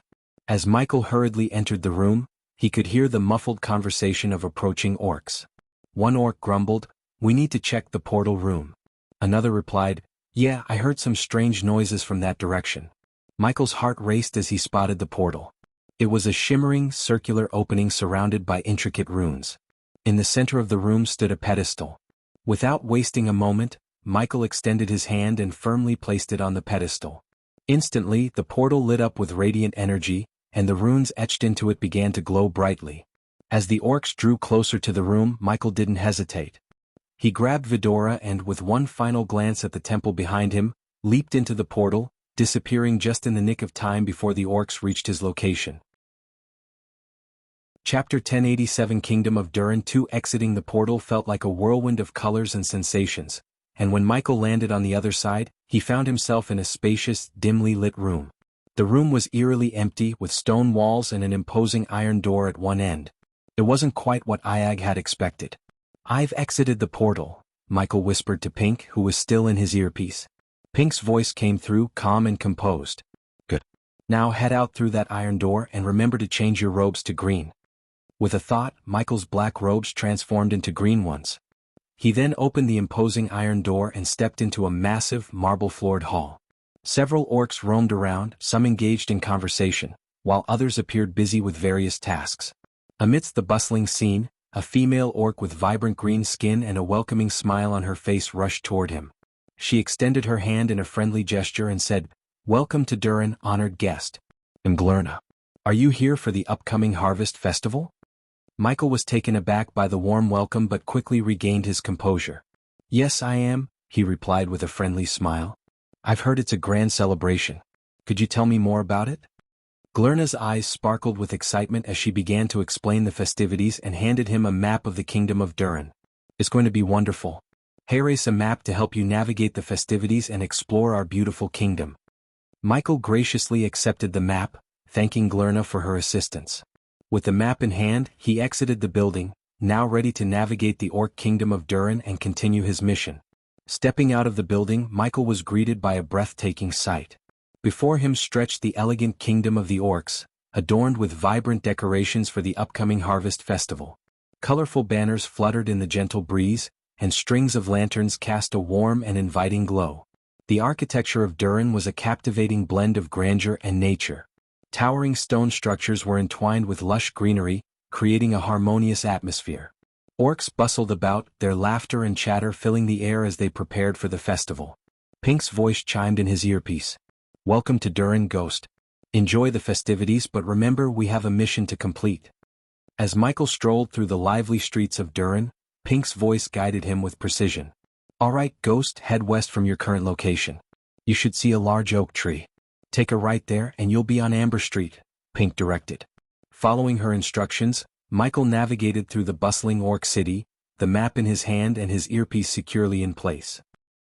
The streets were alive with festivities, and the orc inhabitants seemed to be in high spirits. Pink continued to provide directions. "Good, now make a left onto Amber Street and keep going straight.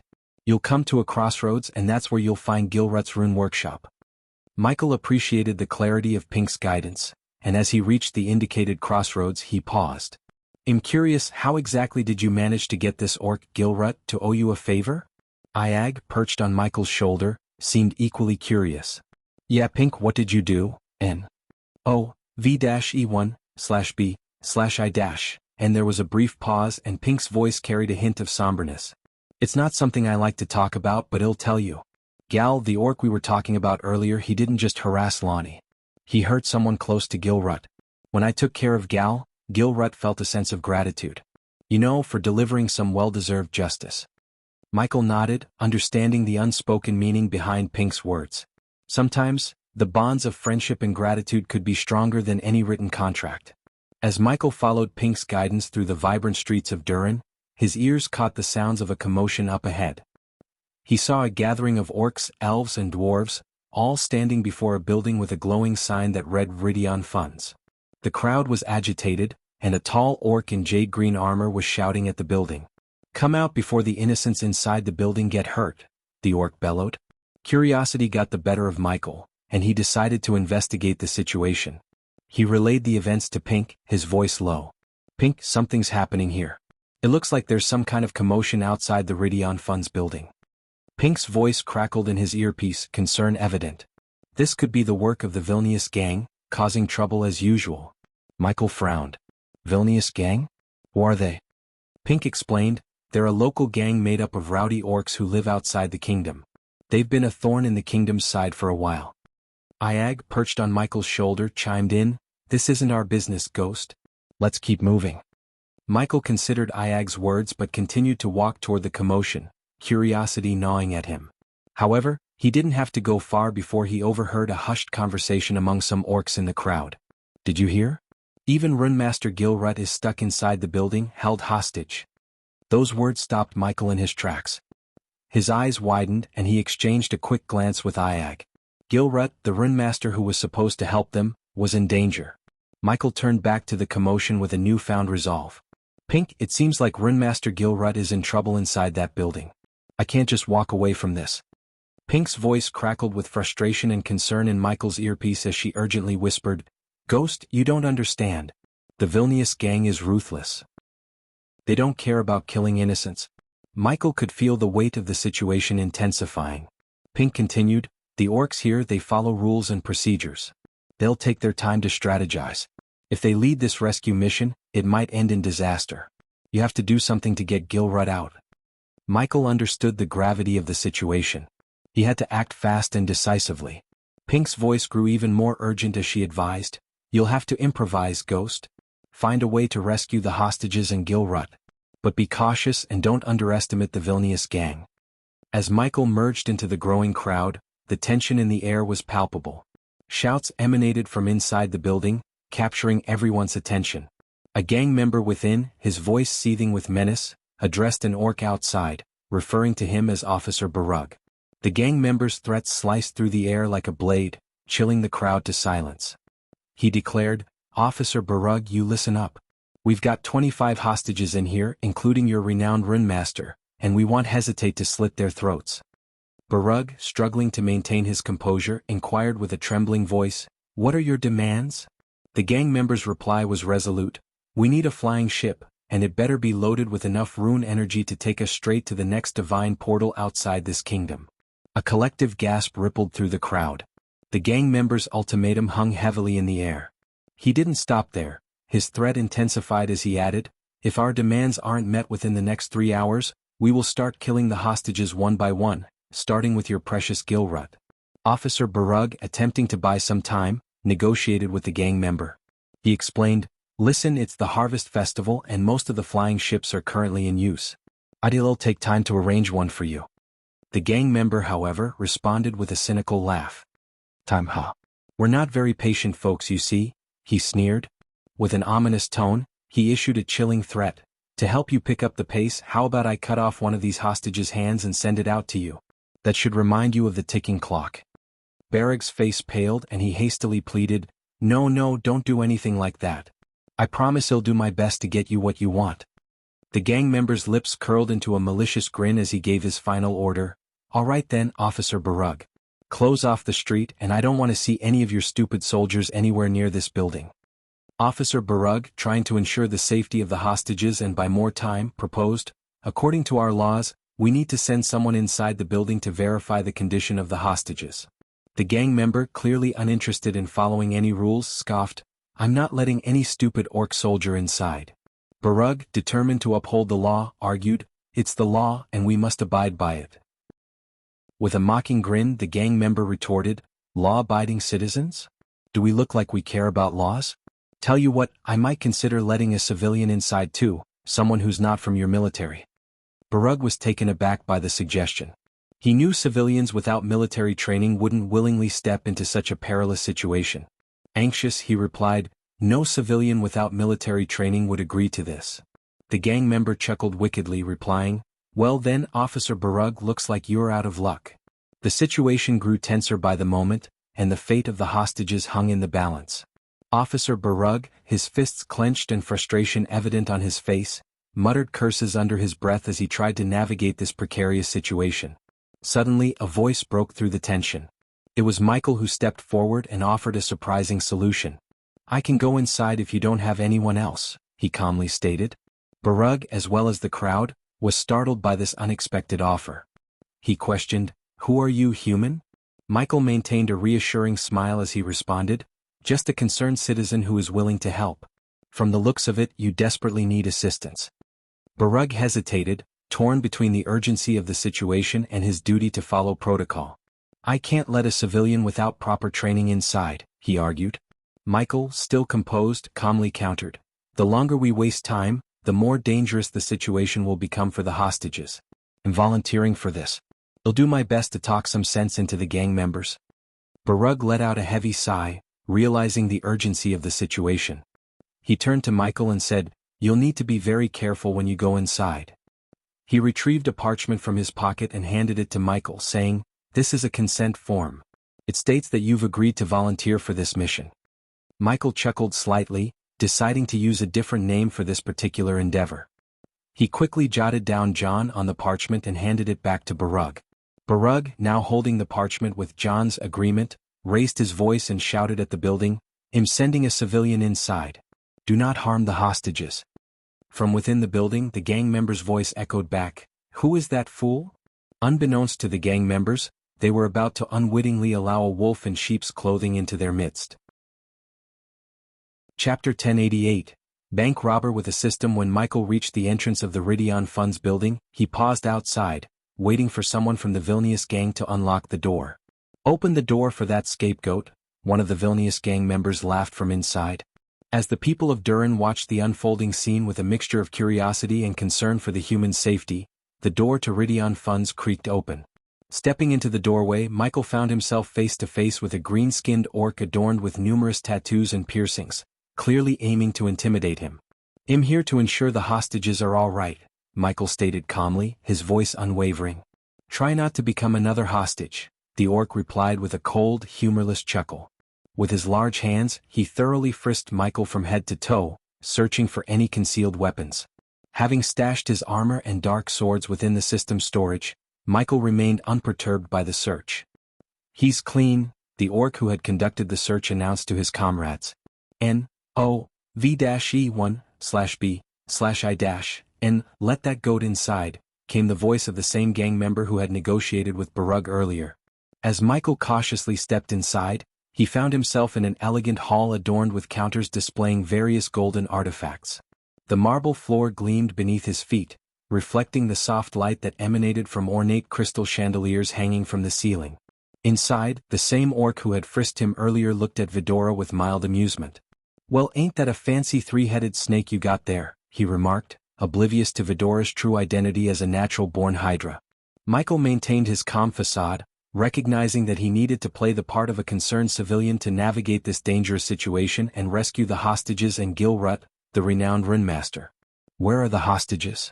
Michael inquired, expecting to find the captives in the hall, but it was strangely empty except for a few rough-looking orcs. There were no hostages to be seen. In response, the orc trailing behind him let out a menacing growl. "Welcome to the party, human," the orc sneered, indicating that things were not as they seemed. As Michael proceeded cautiously, he was met by an elf in brown robes with vibrant blue hair. The elf greeted him with a devilish grin. "So, our hero is a human," the elf chuckled, taking Michael aback. Michael had assumed that the negotiator had spoken to earlier was an orc, but to his surprise it was an elf. "Don't be a racist, human. An elf can lead a group of orcs. The Vilnius gang has no place for racism," the elf remarked as if had read Michael's thoughts. "He's the biggest racist jerk we've ever encountered," an orc chimed in, laughing at the elf's expense. Now, our precious human isn't here to judge who's the most racist among us but to see the hostages," the elf replied, addressing Michael's feigned fear. Then the elf turned his gaze toward the orc following Michael and flashed an evil smile. "Close the door and activate the runes," he ordered. "What are you doing?"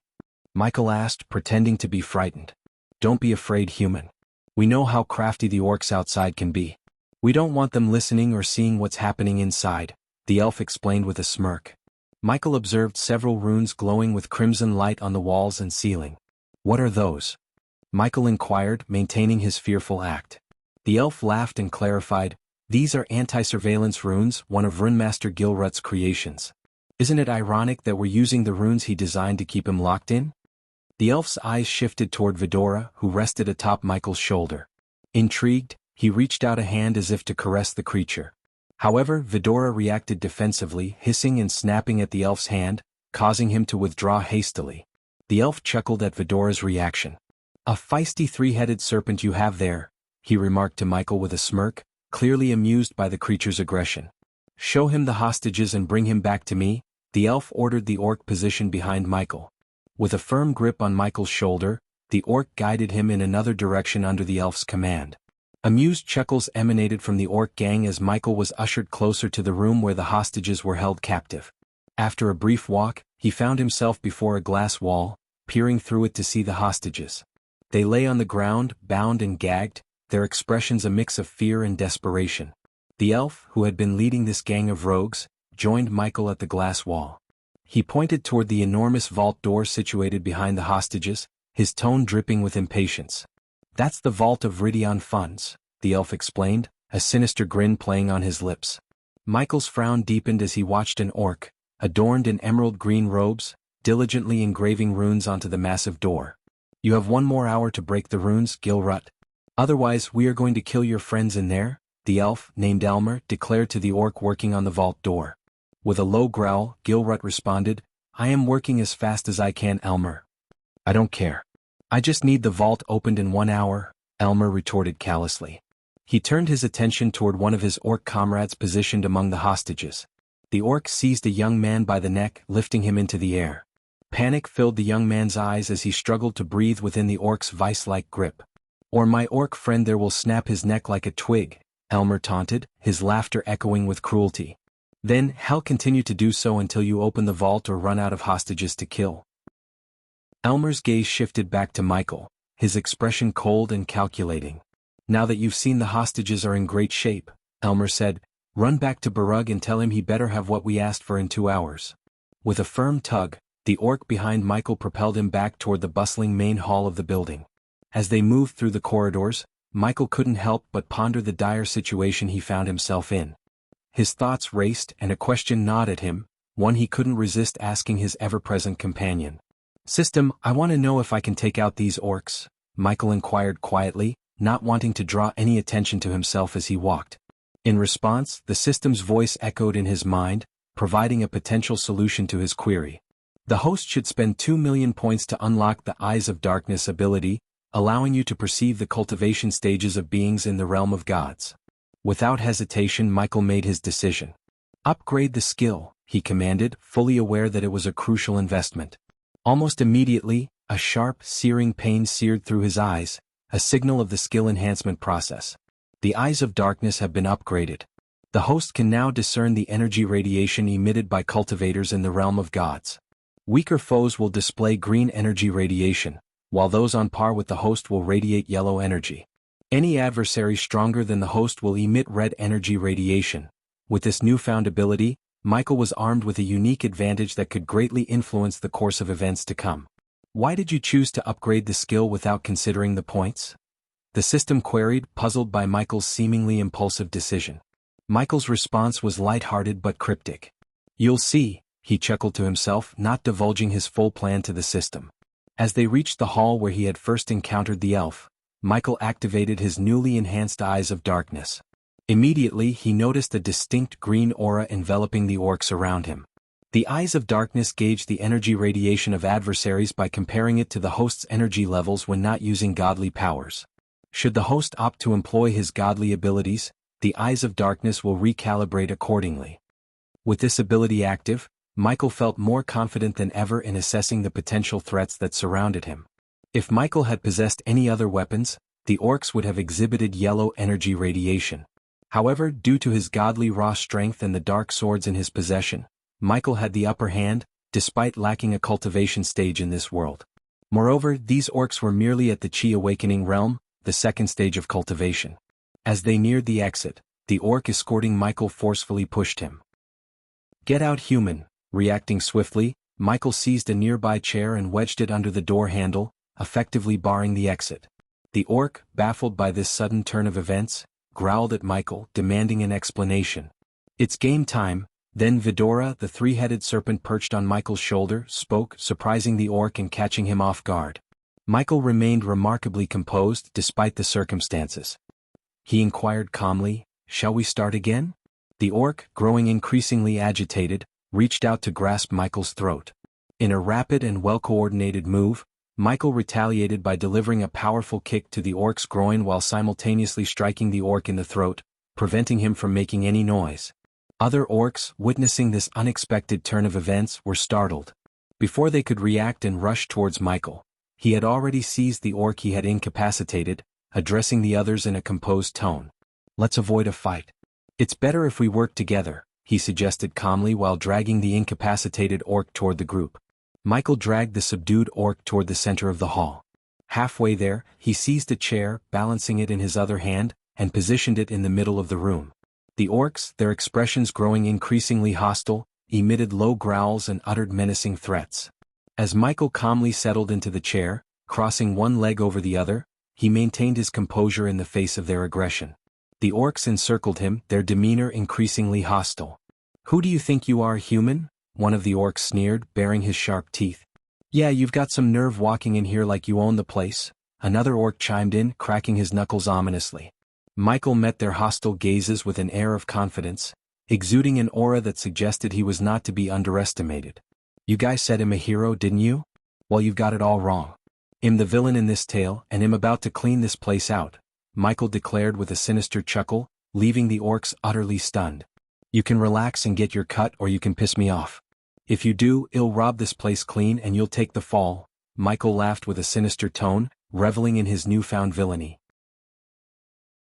Chapter 1089. Becoming a bank robber. When the orcs observed how Michael sat there so nonchalantly, their rage began to bubble. Unlike the scholarly orcs who cherished learning and avoided violence, the villainous orcs reveled in brutality. Michael's audacious act of sitting calmly before them ignited their desire to tear him apart. "You must be out of your mind, human," grumbled another orc. But Michael gently set down the orc he had subdued and propped his leg on top of him. The orcs seethed with anger, ready to pounce on Michael. Stop. Just as the orcs were about to unleash their fury upon him, Elmer's voice resonated through the hall, freezing them in their tracks. Elmer, too, couldn't hide his surprise at the sight of the human sitting so casually, his leg resting atop the orc. Well, this is quite unexpected, Elmer chuckled. Yet, a dangerous glint lurked within his eyes, filled with a silent intent to kill. Michael noticed a yellow aura enveloping Elmer, a clear sign that Elmer possessed strength equal to his own. Of course, Michael was aware that if he unleashed his godly powers, Elmer wouldn't stand a chance in a battle. If you're this composed and collected, I'm sure you've got some kind of plan. I doubt you volunteered to see the hostages out of sheer heroism. You must have other intentions, Elmer remarked, then pulled up a chair and seated himself across from Michael. Of course, Michael replied with a chuckle. As you said, I'd be a fool to simply volunteer to check on the hostages. Elmer glanced at the orcs, silently gesturing for them to step back. The orcs despised seeing their fellow orc under a human's foot, but they dared not cross Elmer. Surprise me with your plan, human. But let's start with your name, Elmer requested. John, Michael calmly stated. So, John, what's your plan here? My orcs have the place surrounded, and the fate of the hostages rests in my hands, Elmer said as he reclined in his chair. Michael listened to Elmer silently. You're certainly no angel, that's clear. Even if you're stronger than us in terms of cultivation, you can't simply kill us and rescue the hostages. In fact, if you did, you'd be sentenced to death by the Duran orcs. I must say, those orcs are sticklers for rules and laws, Elmer explained, his tone almost tinged with enjoyment as if relishing the game. Only if they find your bodies, Michael replied, his voice laced with both coldness and amusement. A clever one, aren't you? You must have guessed that I wouldn't have come in here and locked myself in with you if I didn't have an escape plan, Michael continued, nodding toward Vedora's heads. So, why don't we stop wasting each other's time and split the loot inside the vault? Fighting amongst ourselves will only give Barug and his men more time to break through the door. You and I both know we can't remain locked in here forever, Michael suggested. Upon hearing this, Elmer burst into laughter. John, you must have nerves of steel. What makes you think we'd share anything with you? He asked. In response, Michael didn't answer but summoned the dark flames. Pitch-black flames materialized above Michael's hand and danced ominously. Elmer's smile instantly froze as he felt the intense heat emanating from the dark flames. He had never witnessed such all-consuming black flames in his life. Under the shocked gazes of Elmer and the orcs, Michael pressed the dark flames onto the orc beneath his foot. Arga! The orc let out a blood-curdling scream, but the runes in the room prevented any sound from escaping. The dark flames devoured the orc like a ravenous beast, and within moments the orc was reduced to nothing. Elmer was startled to see that not even ashes remained. In a matter of seconds, the fully grown 7-foot orc had been reduced to mere nothingness by the flames. Now tell me, Elmer, do you think the Duran orcs wouldn't believe me if I told them you and your gang looted the vault and disappeared? Michael asked, his smile chilling. The dark flames had left both the orcs and Elmer visibly sweating. As the dark flames dissipated, the room's temperature gradually returned to normal. That dark flame, that's something, Elmer remarked, his surprise evident. However, there was no sign of fear in his expression. You seem to have forgotten about the hostages, John. I can recognize a cold-blooded killer when I see one. You might be a killer, but you won't harm the hostages, Elmer declared. What's happening in there? Pink's voice echoed in Michael's ear, but he ignored her, keeping his focus on Elmer. Instead of responding to Elmer's comment, Michael leaned forward, pointing his fingers at his eyes. Look into my eyes and tell me I don't have a plan to deal with the hostages, Michael challenged. When Elmer locked eyes with Michael, he could clearly discern that John had some sort of plan. His confidence and demeanor spoke volumes, making Elmer second-guess any thoughts of eliminating John. Slowly, Elmer began to realize that John might have a strategy to prevent them from harming the hostages. Why are you negotiating with that human scum, Elmer? One of the orcs, losing patience, growled. Yeah, just kill him and toss his body out. I'll send a message, another orc roared. Michael knew he could dispatch the orcs and Elmer and incinerate their bodies with the dark flames if necessary. However, he considered that option a last resort. Instead, Michael wanted to collaborate with Elmer and the Vilnius gang. He saw an opportunity to work with them to start a side business that would amass a fortune in gold coins. Michael felt no guilt or remorse about contemplating robbing places like Ridion funds. According to Pink, Duran was a wealthy kingdom, and accumulating wealth was necessary for his survival in this world. In comparison to his own survival, the prospect of robbery didn't weigh heavily on Michael's conscience. We both won't get anything we want until that lazy orc Gilrut breaks the vault. I have to say, John, I spent weeks planning this heist and you are complicating things. I don't like complications, Elmer coldly remarked, but Michael couldn't help but burst into laughter. Wix, are you kidding me? Michael chuckled. I could have robbed this place clean in a day or two, he added with a confident grin. A smart man like you knows that giving me my share will be fruitful in the long run. Think about it, Michael urged. Hearing Michael's proposal, Elmer couldn't help but snicker. You said you could rob this place in a day or two, so I don't see why you need us, he said, playing along to gather more information. It was a high-stakes game of mental chess between Michael and Elmer. Because I have too many things to do. If you agree to work with me, he'll let you choose the place and time of the robbery and do the legwork. I will give you a foolproof plan to hit the places and clean out the loot with 0 complications and a 100% success rate, Michael calmly offered. Hearing Michael's intention to rob more places, Vidora felt a mix of shock and excitement. I've had enough of this. Suddenly, an impatient orc charged at Michael from behind. Michael didn't even flinch as he assessed the approaching orc through Elmer's eyes. Swiftly he moved to the side, grabbed the orc's axe and pulled the orc off balance. The orc had severely underestimated Michael's raw strength. In their eyes he was just a human, but they had no inkling of his godly power. As far as they were concerned, he made the orc feel weightless. When the orc fell under the force of Michael's pull, he snatched the axe from the orc's hand and cleanly severed the orc's head from his shoulders with a single, powerful swing. Blood splattered across the floor and onto Elmer's face. The orc's lifeless body twitched as its head rolled on the ground. Michael stood there, his face speckled with blood, and flashed a confident smile at Elmer. If you want to work with me, you need to get rid of these idiots, Michael said. The orcs who had witnessed Michael's incredible speed and raw strength took a step back, their hearts gripped by fear and shock. N/O-V/epsilon, L-B1 //N, what if you rat us out when you get outside? Elmer asked, considering the possibility of working with Michael instead of opposing him. Honor among thieves, Michael simply replied. When the other orcs grew agitated and started to inch forward, Elmer swiftly rose to his feet, raising his hands in a calming gesture. Stop, Elmer firmly ordered his men. I love thrills like this, so I will agree to give you a share. But I can't give you half. As you can see, I have more mouths to feed, Elmer reasoned. Since we will be working together in the future, I can let you take 65% of the loot, Michael proposed. Ha! Elmer laughed heartily before wiping the blood from his face. He then extended his hand toward Michael, sealing their agreement with a handshake. You have to clean this blood, Elmer pointed out, and Michael nodded in agreement. With a flick of his wrist, Michael produced a colorless liquid vial and poured it onto the ground. To Elmer's surprise, the liquid flowed across the floor, completely erasing any traces of blood. Now let's go break the vault, Michael suggested. Unbeknownst to Elmer, a spider had discreetly crawled onto his robes, concealing itself in his pockets. Soon, this inconspicuous spider would transmit everything Elmer saw and heard back to Pink's hideout. Unintentionally, Elmer had just become Michael's subordinate in the pursuit of robbing wealthy places. As they walked toward the vault, Michael summoned the system to change his attire. His emerald green robes were swiftly replaced with dark robes, his face concealed by a hood and a skull mask. I assume you have a plan to break the vault, Elmer inquired, growing more intrigued as he witnessed John's transformation. I thought you would never ask, Michael snickered. Upon reaching the vault room, Michael observed Gilrut still diligently working on the runes to breach the vault. The hostages lay trembling on the ground, their fear palpable. Without hesitation, Michael tossed a glass vial containing his own concoction into the vault room through the open door. The vial shattered upon impact, startling the hostages.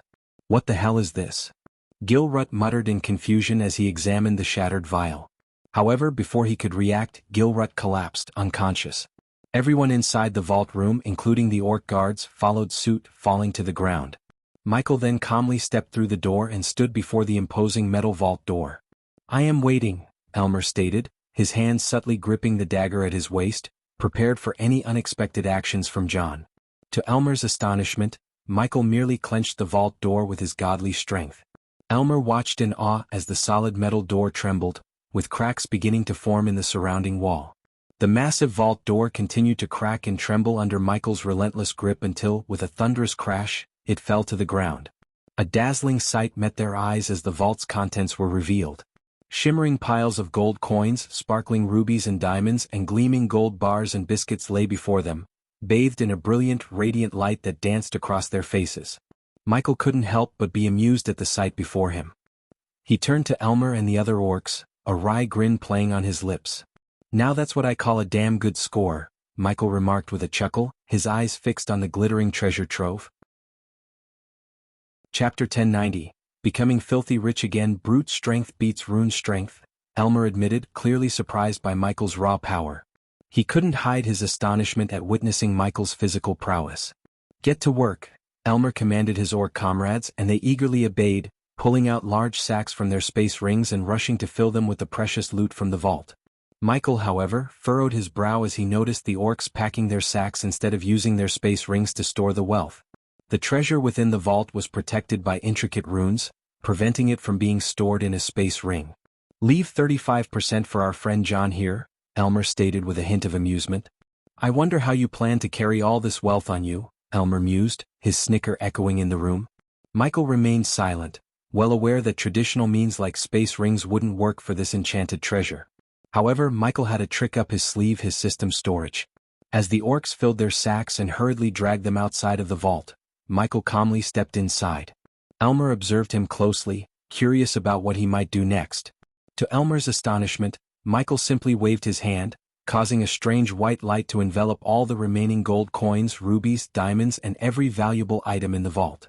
Within moments, the bright light vanished, taking the entire contents of the vault with it. "What kind of space ring are you wearing?"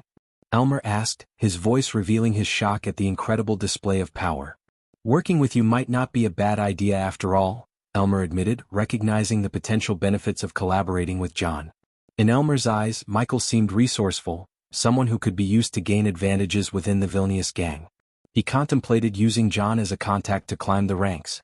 However, Elmer was completely unaware that Michael had his own motives and plans for exploiting the Vilnius gang to his advantage. Once all the wealth within the vault had vanished, Michael turned to Elmer with a smile. "Now, place the dagger against my throat and tell Barug to send the flying ships within half an hour," Michael instructed. He snatched a dagger from one of the orcs, causing them and Elmer to react with agitation, stepping back cautiously. Michael smiled as he changed his robes back to the emerald green attire.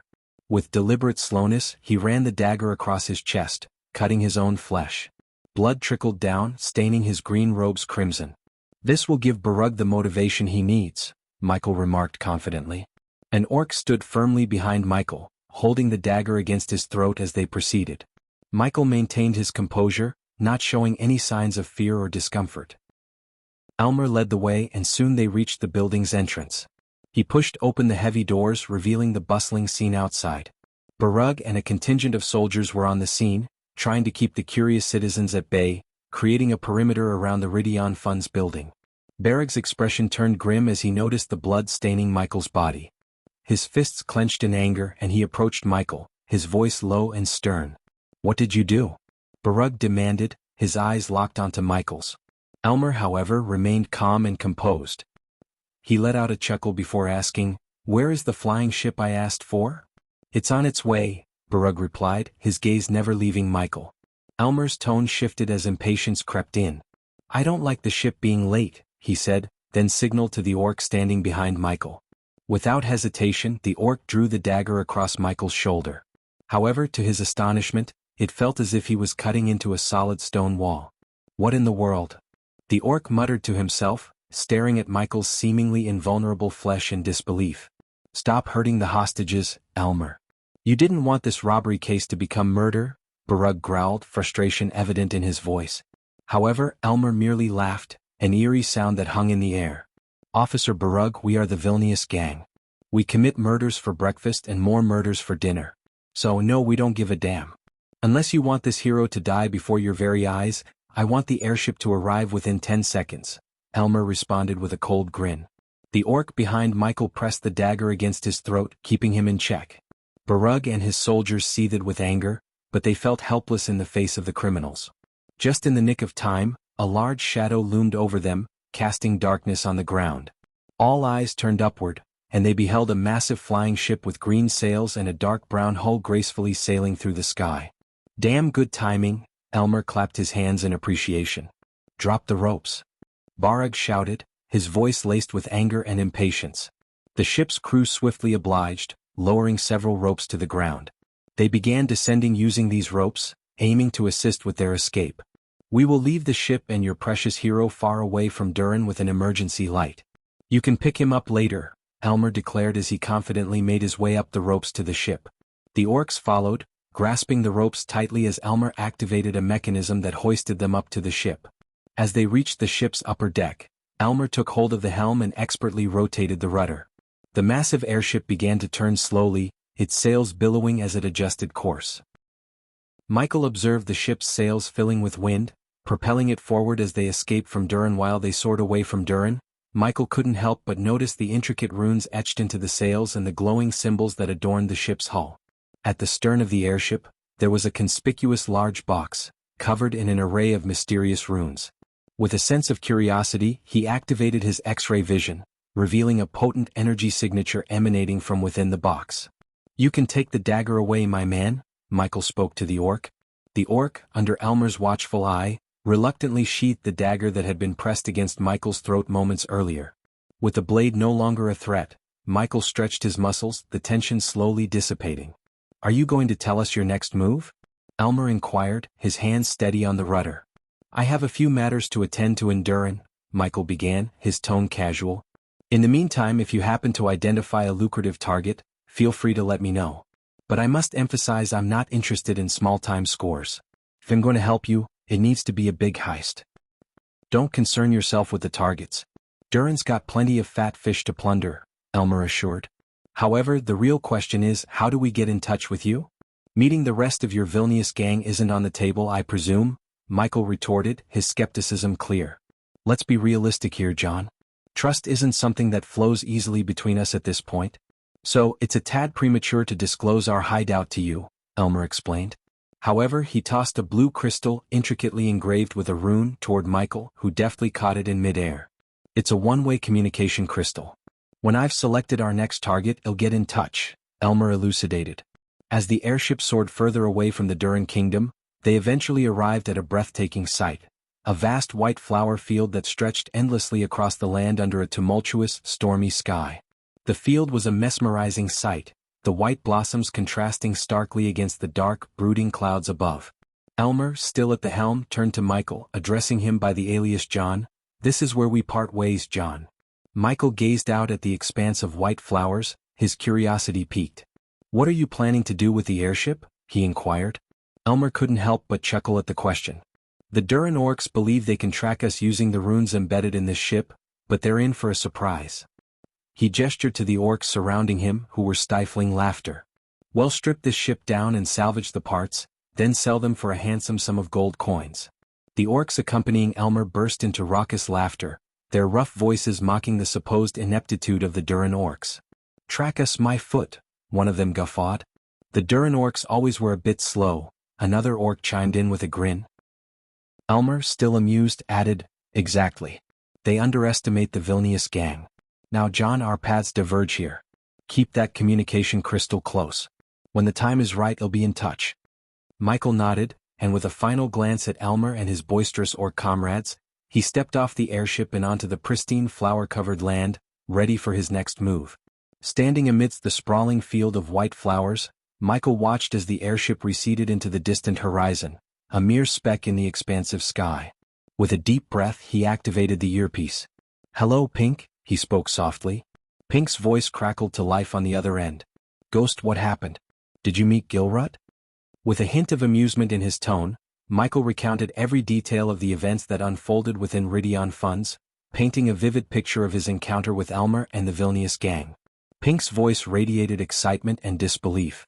So, we're robbing banks now? I never thought I'd see the day. Michael replied in a matter-of-fact tone, we need funds, Pink. This is the quickest way to amass the wealth we require. Pink acknowledged the necessity of their actions. True, we do need the funds. But are you sure about this? It sounds dangerous. Michael reassured her. Elmer has a spider on him. We'll have our eyes on him at all times. Pink's response was filled with satisfaction. That's wonderful. Determined to assist Pink further, Michael proposed, he'll help you connect Elmer's spider to one of the mirrors in your room so you can keep a close watch on him. Curiosity piqued, Pink inquired, what's your next move, Ghost? Michael's voice held a hint of anticipation as he revealed his plan. Now, it's time to befriend Gilrut and forge a new medallion. Chapter 1091. Runemaster Gilrut. As Michael contemplated his next steps, a soft voice resounded in his mind, reminding him of an important task. It was Iag, his loyal and ever-watchful Hydra. Ghost, Iag's voice whispered, it might be wise to use the emergency beacon now. Understanding the urgency, Michael reached into his pocket and retrieved a small, unassuming cube. Gripping it tightly in his hand, he crushed it with a swift motion. In an instant, a brilliant beam of red light shot skyward, cutting through the stormy clouds above. With the emergency signal sent, Michael sat down amidst the sea of white flowers, feeling their delicate petals beneath him. He turned his attention to Iag, who seemed curious about his next move. I'll wait here until Barug comes to pick me up, Michael explained, his eyes scanning the horizon for any sign of the approaching airship. Iag nodded in understanding. What comes next, Ghost?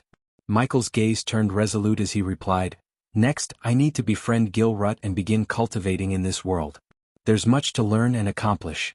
While he waited for Barug or any of the orcs to come and pick him up, Michael accessed the system to review his accumulated wealth from the heist at Ridion Funds.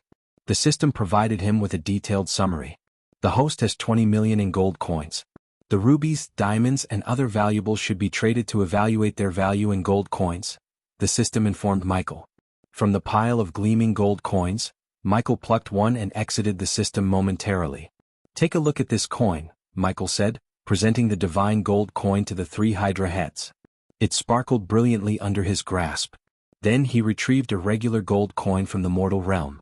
No wonder this world doesn't use these gold coins, Sarba remarked, eyeing the comparatively dull coin from the mortal realm. In contrast to the divine gold coin, the mortal realm's currency seemed like a cheap metal.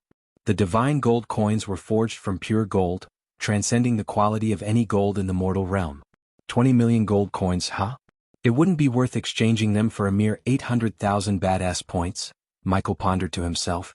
The system then offered another piece of information.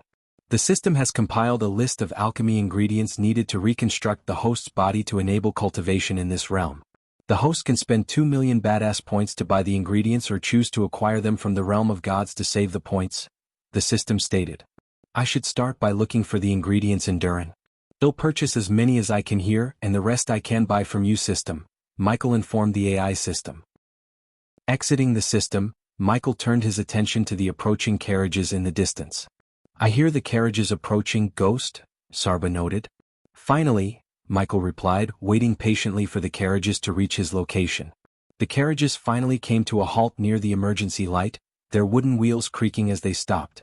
Barug, a burly orc, emerged from one of the carriages and made his way over to where Michael was seated on the flower-covered ground. With a feigned air of weakness, Michael allowed the other orcs to assist him back to his feet. He looked at Barug with concern in his eyes. Are the hostages all right? Michael inquired, his voice filled with worry. Barug was taken aback by the human's genuine concern for the hostages, especially when he himself was bleeding from his wound. It was a rare sight to see such compassion in the criminal underworld. They're fine, Barug replied gruffly. We'll take you to the healer and patch you up. Michael nodded appreciatively and, with Barug's assistance, made his way into one of the waiting carriages.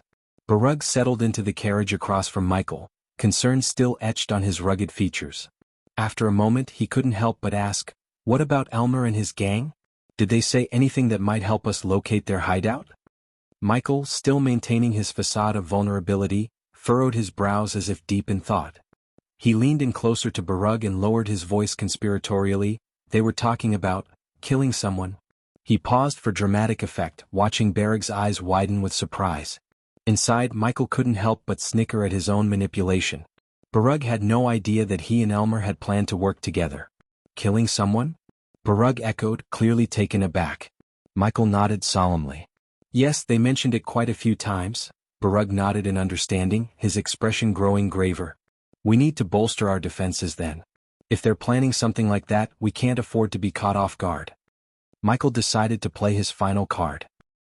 He looked Barug directly in the eyes, a note of earnestness in his voice. "I would be forever in your debt if you could arrange a meeting with Gilrut," Michael said. "I risked my life to get into that building for a reason." A small smile spread across Barug's face. "That can be arranged quite easily. In fact, Gilrut has been asking to see the human who risked his life to get into the building." Michael was genuinely surprised by this news. "Really?" he asked, his curiosity piqued. Barug nodded with a hint of admiration in his eyes. "Yes," he replied, "Gilrut has expressed a keen interest in meeting the human who risked his life to save the hostages. It's not every day we encounter someone with such bravery in these dark times." Barug's curiosity seemed to grow as he leaned forward slightly. "By the way, what's your name?" he asked. Michael didn't hesitate. Had been using the name John with Elmer, so he decided to stick with it. "John," he replied. "John, you've got balls, I'll give you that," Barug said. "Risking yourself like that, it's not something many would do." Michael feigned embarrassment, lowering his gaze. "I did nothing special really," he said modestly. "Just ended up being another hostage." Eventually, the carriage returned to the kingdom of Durin, and Michael observed the Ridion Funds building passing by. The building was now surrounded by even more orcs. After a few more minutes, the carriage came to a halt. "Once we patch you up, it'll take you to meet Lord Gilrut," Barug said. Barug led Michael into an emerald green building where they encountered a kindly, silver-haired woman. She inquired about what had transpired and listened attentively to Barug's account. Her face registered surprise as she processed the details. After a brief discussion, the woman provided Michael with a few potions and carefully applied a bandage to his chest. Once he was feeling a bit better, Barug led him to a grand establishment known as the Orc Tree Inn. The inn was an imposing structure, adorned with intricate wooden carvings and lush greenery. It exuded an air of rustic charm and grandeur. "Lord Gilrut will be waiting for you in room 46, Barug informed Michael. "You can go directly to meet him, our staff has been informed." "Thank you," Michael replied sincerely, appreciating Barug's assistance. As Barug patted him on the back, he added, "And John, don't leave the kingdom without informing me. I might need to take your witness statement again for more information. After all, you were one of the witnesses." "Of course, Lord Barug," Michael said, showing his willingness to cooperate. With that, Barug bid him farewell. As he left, he couldn't help but sigh and say, "Once the Ridion Funds guys finish sweeping the empty vault, they're going to come bringing their whole wrath down on my head." Michael entered the Orc Tree Inn, crossing the threshold into an elegant establishment. The interior exuded an air of refinement, with wooden beams crisscrossing the ceiling, casting intricate patterns of shadows on the polished wooden floor. Soft, ambient lighting emanated from ornate lanterns hanging from the walls, creating a warm and inviting atmosphere. As he stepped further into the inn, a young orc woman, dressed in flowing green robes, approached him with a welcoming smile. Her demeanor was courteous and professional. "Lord Gilrut has been expecting you in room 46, Michael informed the orc woman. She quickly realized his intent and nodded. "Follow me," she said to Michael, gesturing for him to accompany her. Together, they ascended a grand staircase that led to the upper levels of the inn. Arriving at the top floor, they reached a grand and imposing door. The number 46 was finely engraved on a polished brass plate, marking the room. With a polite nod, the young orc woman said, "You can go inside and meet Lord Gilrut." Michael acknowledged her guidance with a nod of his own and gently pushed open the door to room 46. When Michael pushed the door open, he stepped into an elegant and spacious penthouse. Lord Gilrut was engrossed in conversation with several armored orcs. As Michael entered, Gilrut gracefully concluded his meeting, dismissing the orcs to give his full attention to their guest. Approaching Michael with a slight, courteous smile, Gilrut greeted him, "You must be the one office Barug was talking about. I wish we had met under different circumstances." Michael nodded in agreement, replying, "Me too, Lord Gilrut. But I am glad no one got hurt." Gilrut's gaze fell on the bandage adorning Michael's chest, and his expression shifted to one of sympathy. "The same can't be said for you. I heard what those vile beasts did. I am very sorry." Michael shook his head modestly. "You don't have to, Lord Gilrut. We should be glad they didn't take any lives." Lord Gilrut invited Michael to take a seat on a plush green sofa. As Michael settled onto the comfortable upholstery, Vidora rested beside him. Gilrut chose to sit opposite him. "Lord Gilrut, I must confess something. I was sent by someone to meet you," Michael began, catching Gilrut off guard. "Who sent you?" Gilrut inquired, his curiosity piqued. Vina. Vina sent me, Michael replied, using Pink's name within this world. Gilrut's eyes widened at the mention of her name. A range of emotions flickered across his features. For a few moments he was rendered speechless. Vina? How is she? Gilrut asked, disbelief lacing his words. She told me everything about you and what happened. She told me you owe her one. So, it's time for her to cash in that favor, Michael explained. She still remembers, huh? What do you need? Gilrut inquired, his demeanor more relaxed. In response, Michael retrieved the tree-shaped medallion hanging from his neck and pointed to it. I want your help in forging a medallion just like this one, Michael stated. Gilrut leaned in closer and donned a pair of half-moon glasses. As he examined the intricate, glowing runes etched into the medallion, his body trembled. Are you a god? Gilrut muttered in complete shock. Chapter 1092 New Medallion. While the medallion had indeed been forged by a goddess, Gilrut astutely discerned the purpose of the runes etched upon it with a single glance. Michael couldn't help but be impressed by the orc's talent. He had a hunch that Gilrut's abilities rivaled those of Eladir himself. However, the question Gilrut posed caught Michael off guard. What are you talking about? Michael responded, feigning ignorance and avoiding any revelation of his divine nature. It wasn't time to disclose his godly status to Gilrut. Yet, Gilrut appeared unwavering in his certainty. This medallion, it's for suppressing a god's aura. And you are wearing it? What's happening there? What's Gilrut saying? Pink's voice crackled through the earpiece. Observing the unyielding confidence in Gilrut's eyes, Michael realized there was no fooling the orc. He's asking me if I'm a god or not, Michael responded to Pink, further astonishing Gilrut. The orc hadn't detected the conversation taking place through the earpiece. Shit. How did he find out? But then again, that man is a prodigy. I guess he really is that talented, Pink sighed. How do you plan to handle him? Pink inquired. How do you think I should handle him? He's looking at me right now, Michael replied, surprising Pink. What? Is she there? Pink was taken aback. Michael promptly removed the earpiece from his ear and tossed it into the air, where it hovered between them. Vina, you might want to speak to Gilrut. You're in speaker mode, Michael advised. Vina? Gilrut was bewildered. He inspected the device suspended in the air, trying to discern its nature, yet found no runes or energy emanating from it. Instead, he heard Vina's unmistakable voice. Hey Gilrut, Pink greeted. Gilrut was taken aback, his surprise evident. He scrutinized the mysterious device, baffled by its unknown capabilities. What kind of device is this? Gilrut asked. It's me, Gilrut.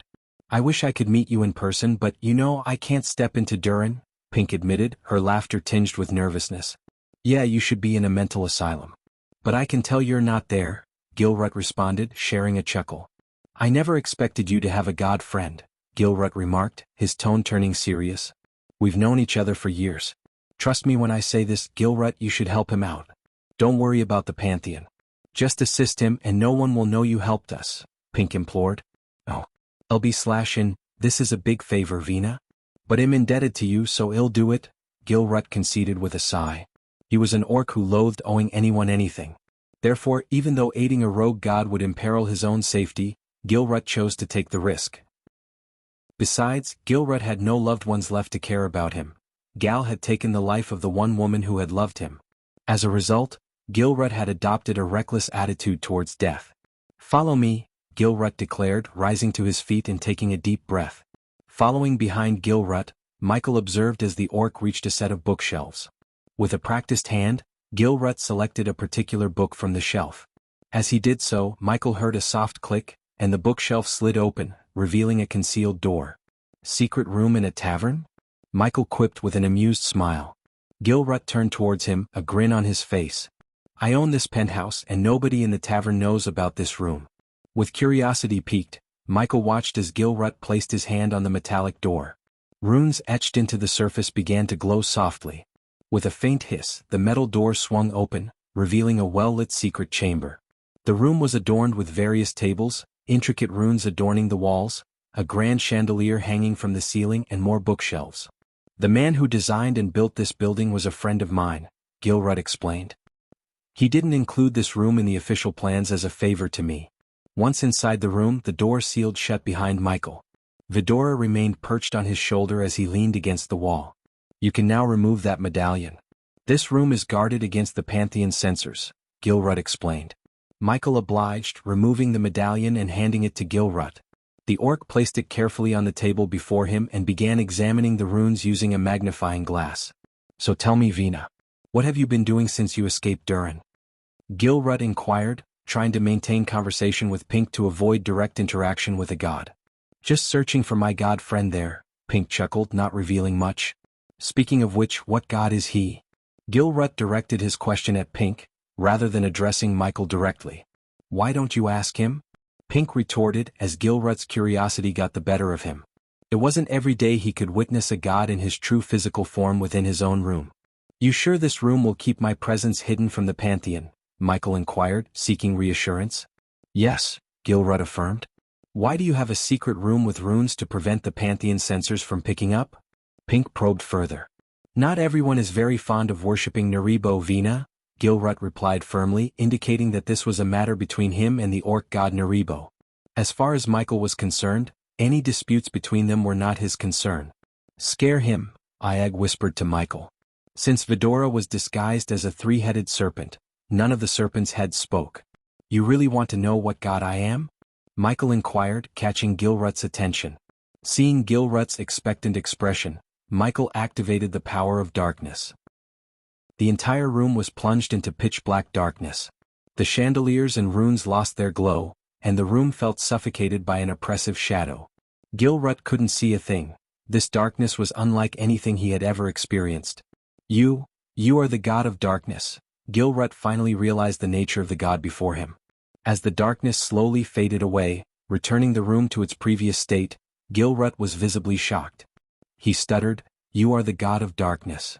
Pink chimed in with a playful tone, Don't go having a heart attack on me now. However, Michael cut their banter short and got straight to the point. I need a medallion that can hide my presence from the Pantheon. Gilrut, now somewhat recovered from his shock, took the medallion in his hands and began examining it closely. His fingers traced the intricate runes etched onto its surface as he thought deeply. This medallion has runes to conceal a god's aura. However, since it wasn't crafted with a specific god in mind, attempting to use a god's power with it would render the medallion ineffective and making it detectable by the Pantheon censors, Gilrut explained. Michael inquired, Can you craft a new medallion specifically for me, one that won't be detected by the Pantheon? Gilrut nodded, I can create the rune design mimicking the ones inscribed in this room, but it will take some time, at least 3 days. However, it'll need a skilled blacksmith to forge the actual medallion. Once it's made, I can engrave the runes onto it. He continued, These runes require a constant energy supply to remain effective, so you will also need celestial energy crystals. Michael inquired, You don't have to worry about a blacksmith. I can forge the medallion. But do you know any place I can obtain the celestial crystals? He knew that back in the mortal realm, he could mine arch-energy crystals from the Stormville Mountain, where Mugashiku slumbered. However, he was new to the realm of gods and uncertain where to find celestial crystals. He was aware that such a precious resource would likely be well guarded. Gilrut responded, There is a mine here in Durin, but it's heavily protected by Naribo's angels. If you wish to avoid attracting the Pantheon's attention, which I assume is your goal, you'll have to purchase the crystals.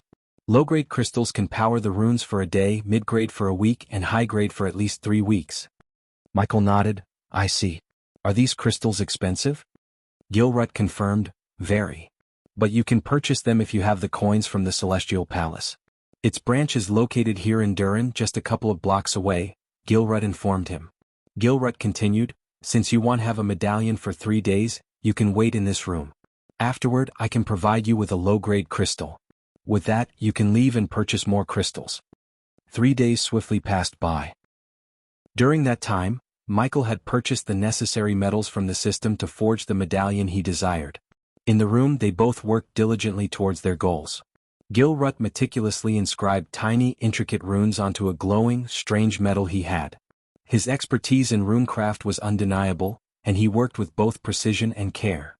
On the other side of the room, Michael silently forged the medallion. Using his dark flames, he melded and shaped the metal into a skull-shaped form, with every detail painstakingly perfected. It was a fusion of craftsmanship and divine power. As the 3 days passed, The room was filled with an air of concentration and determination. Michael and Gilrut, two very different beings, shared the same goal. Done, Gilrut declared, his voice laden with fatigue. Vidora, curled up in the corner of the room, slept peacefully. After an intensive 3-day effort, Gilrut had successfully engraved the intricate runes into the skull-shaped medallion that Michael had forged. In the process, he had repurposed some of the runes from Marla's medallion, effectively destroying it. "It's beautiful," Michael marveled as he held the small skull medallion in his hand. "Show me how to power this medallion," Michael requested. Gilrut agreed with a nod and retrieved a dim blue crystal from his pocket. He clenched his fist around the crystal, shattering it. As he opened his hand, a radiant energy appeared, hovering above his palm. Simultaneously, the medallion in Michael's hand quivered. It absorbed the celestial energy, warming up, and the eyes in the skull design glowed dimly in a shade of red. "It's ready? This will keep you hidden from the Pantheon even if you employ your godly powers.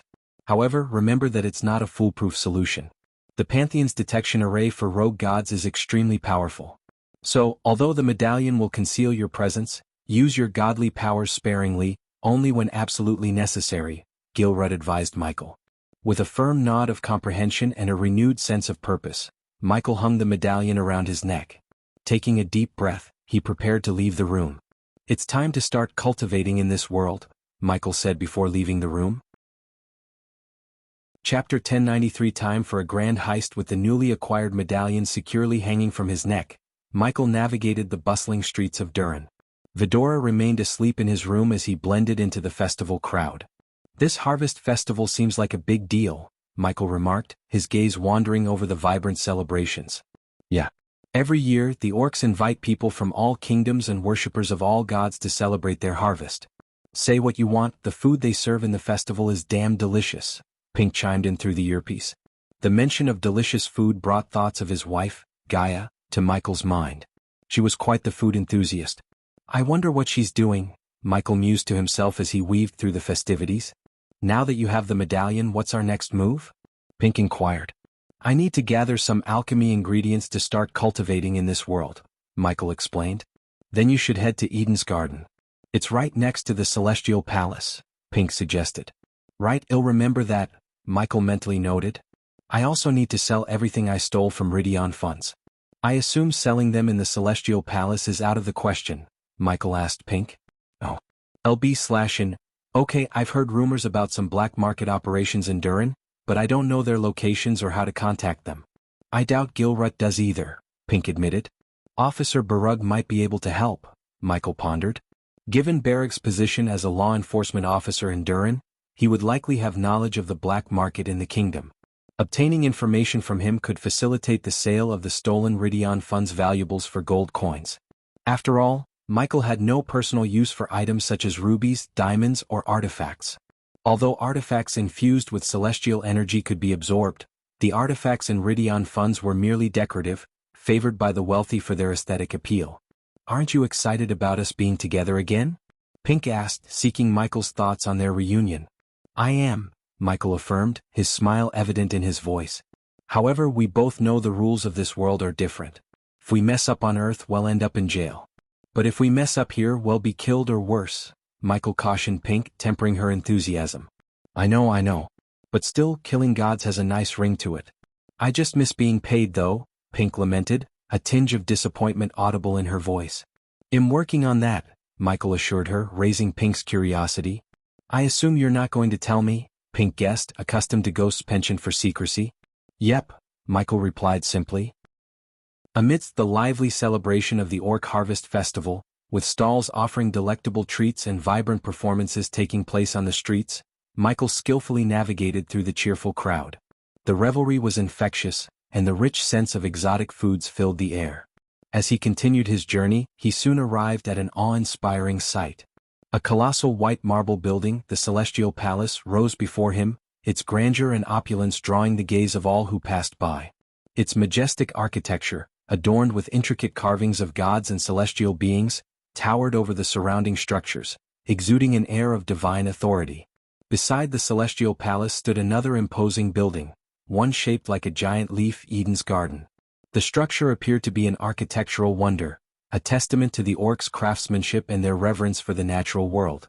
With determination in his step, Michael approached the entrance of the celestial palace. The massive doors, ornately decorated with symbols of gods and celestial energies, swung open to welcome him. As he entered the palace's interior, he was greeted by an air of solemnity and reverence. Orcs and devotees of various gods moved about with hushed voices, their eyes cast downward in respect. Making his way to the central hall, Michael inquired about the purchase of celestial crystals. He was directed to a counter where an elderly orc, adorned in robes of deep blue, awaited. The orc regarded him with wise eyes, recognizing the seriousness in Michael's request. "Welcome to the celestial palace. How may I assist you today?" The elderly orc inquired, his voice carrying an air of dignity. "I'm in need of celestial crystals," Michael replied, keeping his tone respectful. The orc nodded, understanding the significance of the request. "Celestial crystals are indeed precious. May I know your purpose for requiring them?" "It's a secret, but I am researching new types of runes. So these new runes of mine require a substantial amount of energy," Michael replied. Pink had mentioned that the orcs held scholars in high regard, particularly those driven by a thirst for knowledge and a desire to create new things. As Pink had predicted, the old orc's eyes lit up with interest upon hearing Michael's explanation. It was not uncommon for scholars and rune masters to embark on endeavors involving novel runes. Thus, the orc didn't press Michael further on the matter. "I understand, my lord. Please take a seat." The orc gestured for Michael to sit at the counter. He retrieved an emerald box, opening it to reveal several glowing crystals. "We have mid and high-grade celestial crystals, directly from the Morena mine. As we all know, crystals from Morena mines are the purest and contain the most energy," the orc explained as he placed the crystals on the table. "Depending on your runes, you can choose either these mid-grade crystals," the orc pointed to the deep-sea blue crystals, "or high-grade crystals," he added, indicating the dark purple ones. "What is the price difference between the mid-grade and high-grade crystals?" Michael inquired. "Well, the mid-grade crystals are priced at 100,000 gold coins each, while the high-grade ones are 300,000, the orc answered. Michael was taken aback by the cost but maintained his composure. "Unfortunately, the prices are fixed," the orc added before Michael could attempt to negotiate. "It'll take 10 high-grade crystals," Michael said, surprising the orc. "That will cost you 3 million gold coins," the orc replied. His astonishment stemmed from the fact that he hadn't seen this young man before, and his attire didn't suggest affiliation with any prominent families in Durin. He couldn't help but wonder who this young man was. "What can I say? The pursuit of knowledge often comes at a high price. But one cannot halt their quest for greatness due to monetary concerns," Michael responded, adopting the tone of a true scholar. "That is true." The old orc agreed, his respect for the young human scholar soaring to new heights. After subtly manipulating the orc's feelings toward knowledge seekers, Michael made the purchase, which included a complimentary space ring. "Is there anything else I can assist you with, my young lord?" asked the orc. "I also require some alchemical ingredients for a friend of mine, and I've heard that Eden's Garden is the best place to make such a purchase. Do you also recommend this place?" asked Michael. "That is indeed the place for purchasing alchemical ingredients," the old orc affirmed. "Although they offer the finest quality, it's worth noting that their prices are rather steep. I must admit, I hold no love for the money-hungry establishment that is Eden's Garden." With a contemptuous glance towards the mention of Eden's Garden, the orc continued, "They hold a near monopoly on all the alchemical ingredients in Durin, so whatever price they present, it's non-negotiable." The orc leaned in slightly as if sharing a secret. "If you're in no rush, I'd recommend looking for alchemical ingredients outside of Durin. You might find more reasonable prices elsewhere." Michael let out a sigh of resignation. "I'm afraid I'm in quite a hurry, so I have little choice but to purchase from Eden's Garden." The old orc nodded sympathetically. "True, they do offer the finest quality, so that's a silver lining." As Michael turned to leave, the old orc gave him one last piece of advice. "One more thing, my young lord. Don't be disheartened by their poor customer service at Eden's Garden. Focus on the quality of their goods and try not to mind their lack of courtesy." Exiting the grandiose celestial palace, Michael found himself in the equally imposing Eden's Garden, where alchemy ingredients were sold. The interior of the shop was extravagant, with polished marble floors, intricate wooden shelves, and rows upon rows of glass cabinets displaying various rare and exotic ingredients. Approaching a counter where an old woman stood, Michael tried to purchase a list of alchemical ingredients. The old woman, however, greeted his request with indifference, her eyes barely leaving the ancient tome she was reading. "I need these ingredients," Michael said politely, sliding the list towards her. She glanced at it, sighed audibly, and then begrudgingly started gathering the items. Mandrake root, powdered phoenix feather, moonlit dew. What are you even making with this stuff?" Michael hesitated for a moment, then replied, "It's a secret recipe." The old woman rolled her eyes. "Of course it's a secret. Always is, isn't it?" As she retrieved each item, she muttered under her breath about the inconvenience of her job. Michael couldn't help but feel a sense of frustration growing within him at the lack of courtesy. While Michael waited for his alchemical ingredients, another customer at a nearby counter reached his boiling point. He slammed his fist onto the counter and yelled, "This is ridiculous. The prices are astronomical and your attitude stinks." The staff member on the other side of the counter shrugged dismissively. "Take it or leave it. We don't care." Overhearing this exchange, Michael couldn't help but feel some camaraderie with the frustrated customer. However, his attention was quickly drawn back to the old woman who had been assisting him. After finally gathering all the items, the old woman placed them on the counter and looked at Michael with a grin that seemed to say she had him cornered. "That'll be 2 million gold coins." Michael was visibly startled by the price and asked incredulously, 2 million? Isn't that a bit much?" The old woman scoffed, "Poor people like you always think that way. If you can't afford it, don't waste my time. Either buy it or get the hell out." Michael frowned, feeling a mix of frustration and anger. "You know, if you were a bit more polite, maybe customers would want to return here." The old woman let out a harsh laugh. "Return? They always return. Because they have no choice." Michael's expression turned dark and he growled, "You know, it's funny how people who think they're untouchable are usually the ones who are most vulnerable." With that, he retrieved a space ring filled with coins and transferred the required amount. The old woman snickered as she took the ring, counting the coins before tossing the ingredients carelessly into an emerald green box. As Michael left the counter, he muttered to himself with a devilish grin, "I wonder how they'll feel when I clean out this place." As Michael stepped out of the Eden's garden, he cast one last look at the imposing building before speaking to Pink.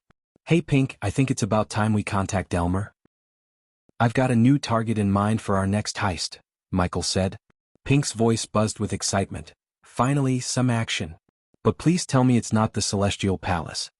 Michael grinned. "No, we're not going for the Celestial Palace. Our target is the Eden's Garden." With that, Michael left the building, his thoughts already formulating a plan for their next daring escapade. Chapter 1094 Eden's Garden Heist Planning. After deciding to target the Eden's Garden, Michael returned to Gilrut's penthouse. His decision wasn't solely due to the establishment's poor customer service. He had multiple reasons. He needed more alchemy ingredients for creating new potions and pills, he wanted to assess Elmer and his crew's efficiency in another robbery, and, of course, he required additional funds. Planning Raynar's assassination wasn't going to be cheap, and he believed it was time to teach Eden's Garden a lesson. No one was untouchable. "Did you manage to acquire the crystals?" Gilrut inquired as Michael entered the penthouse. He glanced at Vidora, who was still peacefully asleep in the corner. Michael carefully picked them up and placed Vidora on the sofa. Michael's attention to his familiar didn't go unnoticed by Gilrut, who appreciated the god's care for his companion. "Yes, I got them," Michael replied. Gilrut visibly relaxed at the confirmation. Michael continued, expressing his gratitude. "Thank you for your assistance. I might need your expertise in runes again in the future, but that'll be the last time," Michael explained. Curious, Gilrut questioned, "For what purpose?" "What else? They'll require your help with runes. Here, take this." Michael handed Gilrut an earpiece. "They'll reach out when I need you," Michael added. "Now, if you'll excuse me, I have other matters to attend to," Michael said, heading towards Gilrut's hidden chamber. With the alchemy ingredients secured and the necessary prerequisites in place, Michael decided to initiate the body transformation process. Gilrut nodded in understanding as he watched Michael enter the concealed room. Once inside, Michael selected a dark corner and settled down. "System, provide me with the recipe for the potion you want me to brew," Michael requested, and a golden parchment materialized in his hand. With the recipe in hand, Michael summoned his dark flames. One by one he fed the ingredients into the flickering abyss. A single day passed by in the blink of an eye, accompanied by an unusual radiance that enshrouded Michael's body. His skin shimmered beneath the ethereal glow, while his shoulder-length black hair danced in the gentle breeze. Amid this spectacle, celestial energy from the surrounding atmosphere gradually flowed towards Michael, converging at his forehead. The system is absorbing the experience points. Michael heard the system's voice echoing in his mind. The experience points he had accumulated, mainly from defeating the angels, began to transform into energy, slowly seeping into Michael's newly formed meridians. Congratulations to the host for reaching the initiate realm. Congratulations to host Michael for leveling up. The current stage is initiate realm. Experience points converted, 20,000. Experience points converted, 30,000. Experience points converted, 40,000. Congratulations to host Michael for leveling up. The current stage is Chi Awakening Realm. N/OV-L-B-I-NAS Michael entered the Chi Awakening Realm. The lights in the room, including the runes, flickered with intensity. Celestial energy within the room surged towards Michael, forming a miniature whirlwind of power around him. This surging energy was promptly assimilated into his body. Michael felt the newfound energy coursing within him, invigorating both his spells and physical capabilities. Simultaneously, the medallion adorning his neck began to quiver.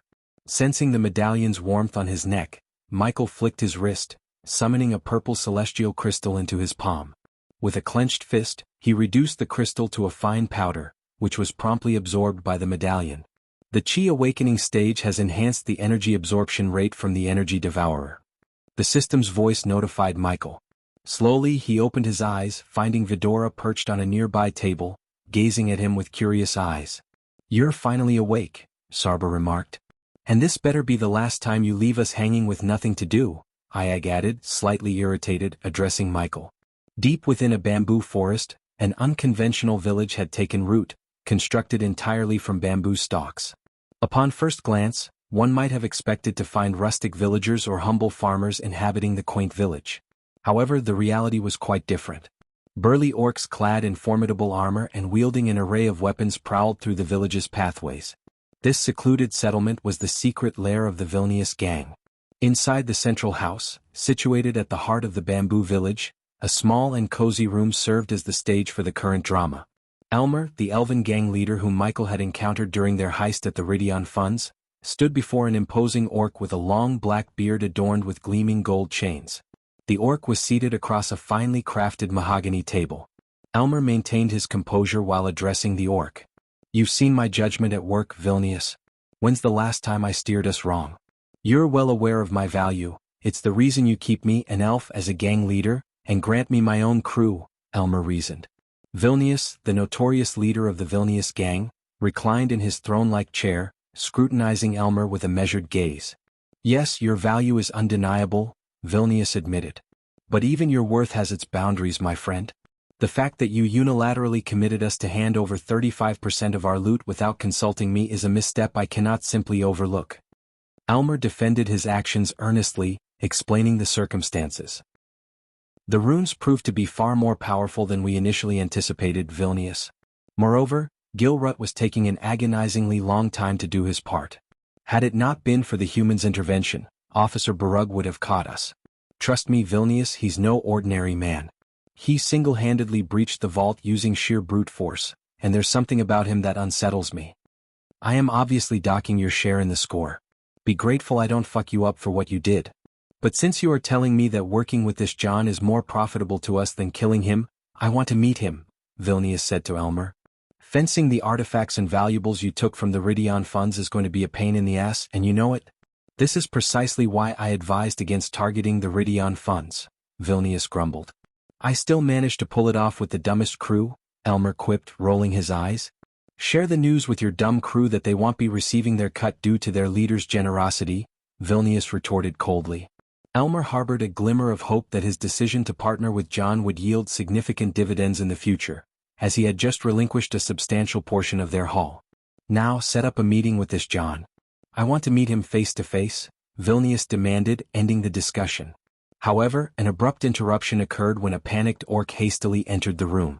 "You'd better have an excellent reason for barging into my chamber," Vilnius growled at the intruding orc. "Boss, there's a human here. He says he wants to speak with Elmer," the orc stammered, his face etched with shock. Upon hearing the news, both Elmer and Vilnius were astounded. "What? Elmer exclaimed in disbelief. Vilnius was equally taken aback and growled his displeasure. Their secret hideout had been kept under wraps, known only to the core members of their gang. To discover that a human had somehow found their location and was requesting to see Elmer was unfathomable. Wasting no time, Vilnius and Elmer swiftly exited the room. As they emerged, they were greeted by a group of orcs surrounding a human figure cloaked in black robes. The dark, stormy atmosphere added an ominous aura to the situation. Despite being encircled by armed orcs and elves, the human remained composed. "John?" Elmer inquired, recognizing him. "That's John?" Vilnius asked with a furrowed brow. "I swear, Vilnius, I have no idea how he found this place," Elmer hastily explained. However, Vilnius seized Elmer by the throat, hoisting him off the ground. "Damn it, Vilnius. I'm not foolish enough to reveal our hideout's location to him." "I swear," Elmer stammered, his voice strained as Vilnius continued to exert pressure on his throat. "Release him, Vilnius. Your hideout isn't as covert as you think," John calmly stated. "How did you locate this place?" Vilnius demanded, all while not loosening his grip on Elmer. "Sigh," Michael sighed audibly. "I'm here to discuss a business proposition, not to fight." "Release him," Michael requested as small bolts of lightning began to crackle around his wrists. In an instant, Michi unleashed an incredible burst of speed. His body blurred as he employed his lightning dash spell, moving so swiftly that it seemed like a mere illusion. As he approached Vilnius, he activated the silent spell, slowing down the passage of time within its vicinity. The world around him seemed to lose its frenetic pace, as if time itself had been gently put on hold. Michael reached Vilnius and deftly released Elmer from the gang leader's grip. With a fluid movement, he returned to his original position, leaving Vilnius stupefied. Vilnius, who had been holding Elmer firmly, was suddenly startled as he realized he no longer had a captive in his grasp. His gaze darted around, searching for Elmer. What had just transpired defied the laws of physics as he understood them. To his astonishment, he found Elmer standing beside John, blinking in confusion. Elmer himself was baffled, unable to comprehend how he had gone from being captured by Vilnius to standing freely beside their unexpected guest. "What? What just happened?" Elmer muttered, his voice tinged with bewilderment. Vilnius, equally perplexed, could only stammer, "Shit." The members of the Vilnius gang remained stunned, unable to fully grasp the mysterious events that had just unfolded. With Elmer now free, Michael turned his attention back to Vilnius, his tone firm and unyielding. "Now if you stop wasting my time, I have a place to rob. Are you interested or not?" Michael's words left no room for further discussion. Having witnessed the astonishing display of Michael's power, Vilnius had little choice but to heed the enigmatic John's request. "I am listening. But first, tell me, how did you find this place?" Vilnius inquired cautiously, his gang members still on high alert. "I'm not a spy, in case you're wondering," Michael replied, dispelling any doubts. "Very well, come inside and we'll talk. But should you attempt anything funny, rest assured, I have my own methods for dealing with individuals like you," Vilnius warned, his eyes fixed on Michael. With a nod, Michael followed Vilnius into the house, Elmer trailing behind. Once inside, Vilnius settled into his chair, leaning forward. "Now, tell me, what do you hope to gain from meeting the Vilnius gang?" Vilnius inquired. "As I mentioned to Elmer, I'm planning my next heist," Michael replied plainly. Vilnius leaned back, intrigued but cautious. "So, you're seeking a crew then? Very well. What's the target?" he asked. Michael's response was delivered with a cold smile that sent shockwaves through the room. The Eden's Garden. Chapter 1095. Eden Gardens Heist Planning 2. Vilnius couldn't help but laugh heartily at Michael's audacious plan. "Robbing the Eden's Garden? You must be truly mad if you think that's possible," he chuckled, shaking his head. He leaned back in his chair, his expression turning more serious. "Even if, by some miracle, we managed to rob the place, there's no way we could sell the alchemical items we steal in the black market without alerting the higher-ups at Eden's Garden. That kind of heat would destroy our gang," Vilnius warned, his tone filled with a hint of concern for his crew's well-being. Elmer, nodding in agreement, chimed in, "Vilnius is right. There's a reason why nobody has ever tried to rob the Eden's Garden. Those who attempted it simply disappeared." Michael leaned back in his chair, a smug expression on his face as he gazed at Vilnius and Elmer. He could see the skepticism in their eyes, but he was ready to lay out his plan.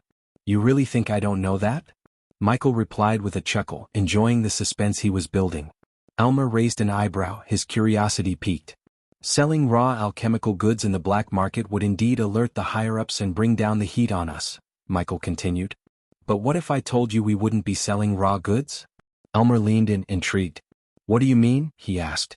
Michael grinned, his plan coming together in his mind. Well, refine those raw alchemical goods into pills and potions, he explained. Selling those won't raise any eyebrows in the black market. People buy potions and pills all the time. N/O/V, E/L. BI-, and Vilnius couldn't help but snicker. You think it's that easy? To refine those goods, you'd need an alchemist who can handle such precious materials. Elmer added, even if we had an alchemist, it would take them ages to turn those goods into pills and potions.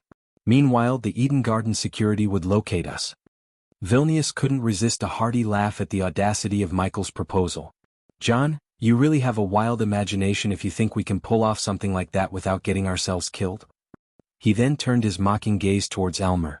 And Elmer, you spoke so highly of John here, but I didn't think he would be crazy as fuck. Michael remained calm, fully expecting this response from someone as formidable as Vilnius. He knew that Elmer was the strategist in the operation, so he shifted his gaze to the elf. Don't look at me. This plan is utterly insane. I have to say, John, I'm disappointed, Elmer sighed. Is that so? Michael chuckled softly, seemingly undisturbed by their skepticism. With a swift, practiced motion, he produced several alchemy ingredients, placing them on Vilnius' table. As their eyes widened, Michael summoned his dark flames. What the hell are you trying to pull? Vilnius growled, reaching for his weapon, suspecting an attack. But Michael ignored Vilnius' aggression. With one hand, he controlled the flames and, with the other, tossed the alchemy ingredients into the burning vortex. Elmer watched in awe as the components transformed into essence, merging together to create dazzling pills. You're an alchemist? Elmer and Vilnius exclaimed in surprise. With a flick of his wrist, Michael presented the green pills to Vilnius. Despite his rough exterior, Vilnius recognized the exceptional purity of the pills. If you can't sell pills and potions like these in the black market, then you're not the person I was hoping to do business with, Michael declared coolly as he rose from his seat. He was about to make his exit when Elmer hastily halted him. John, wait, Elmer urged. Michael paused and Elmer turned to Vilnius. Boss, at least let him explain. He must have some sort of plan, Elmer reasoned with hope in his eyes. After a moment of contemplation, Vilnius reluctantly agreed. Very well. You can entertain me with your scheme to rob Eden's garden, Vilnius conceded, his curiosity piqued. Michael leaned in, his eyes locked onto Vilnius as he began to unveil the initial phase of his audacious plan. The first thing we need is the blueprint of Eden's garden, he stated firmly. Vilnius couldn't help but snicker, mocking Michael's request. You don't even have the blueprint, and you're planning to rob the place? Michael smiled wryly. That's precisely why I need your help. I need your minions to do the legwork for me. Elmer, intrigued but cautious, chimed in. All right, so what's the actual plan? Michael leaned back, folding his arms, and began to explain. I've noticed the intricate runes scattered throughout Eden's garden. The key is that the garden closes every night at 11.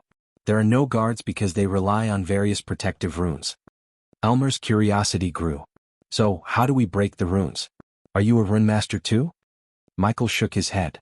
No, I'm not a rune master, but I have a method.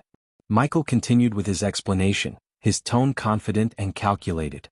Once I disable the runes, it'll signal your minions to enter the building next door. It'll provide precise locations when I have the blueprint. They'll create a hole through the wall into Eden's garden. Elmer couldn't help but voice his skepticism. John, I've seen you put all those gold coins and valuables into your space ring despite the runes on the valuables back in Ridion funds. Why do we need the minions to go into Eden's garden? Michael grinned at Elmer's question. Because once I disable the runes, we'll have just 5 minutes to clean out the entire place. That's where my special space rings come into play. Vilnius, aware of the immense value of such rings, couldn't contain his curiosity. Where did you get these space rings? Michael chuckled, his eyes glinting with amusement. That, my friend, is a secret I won't be sharing.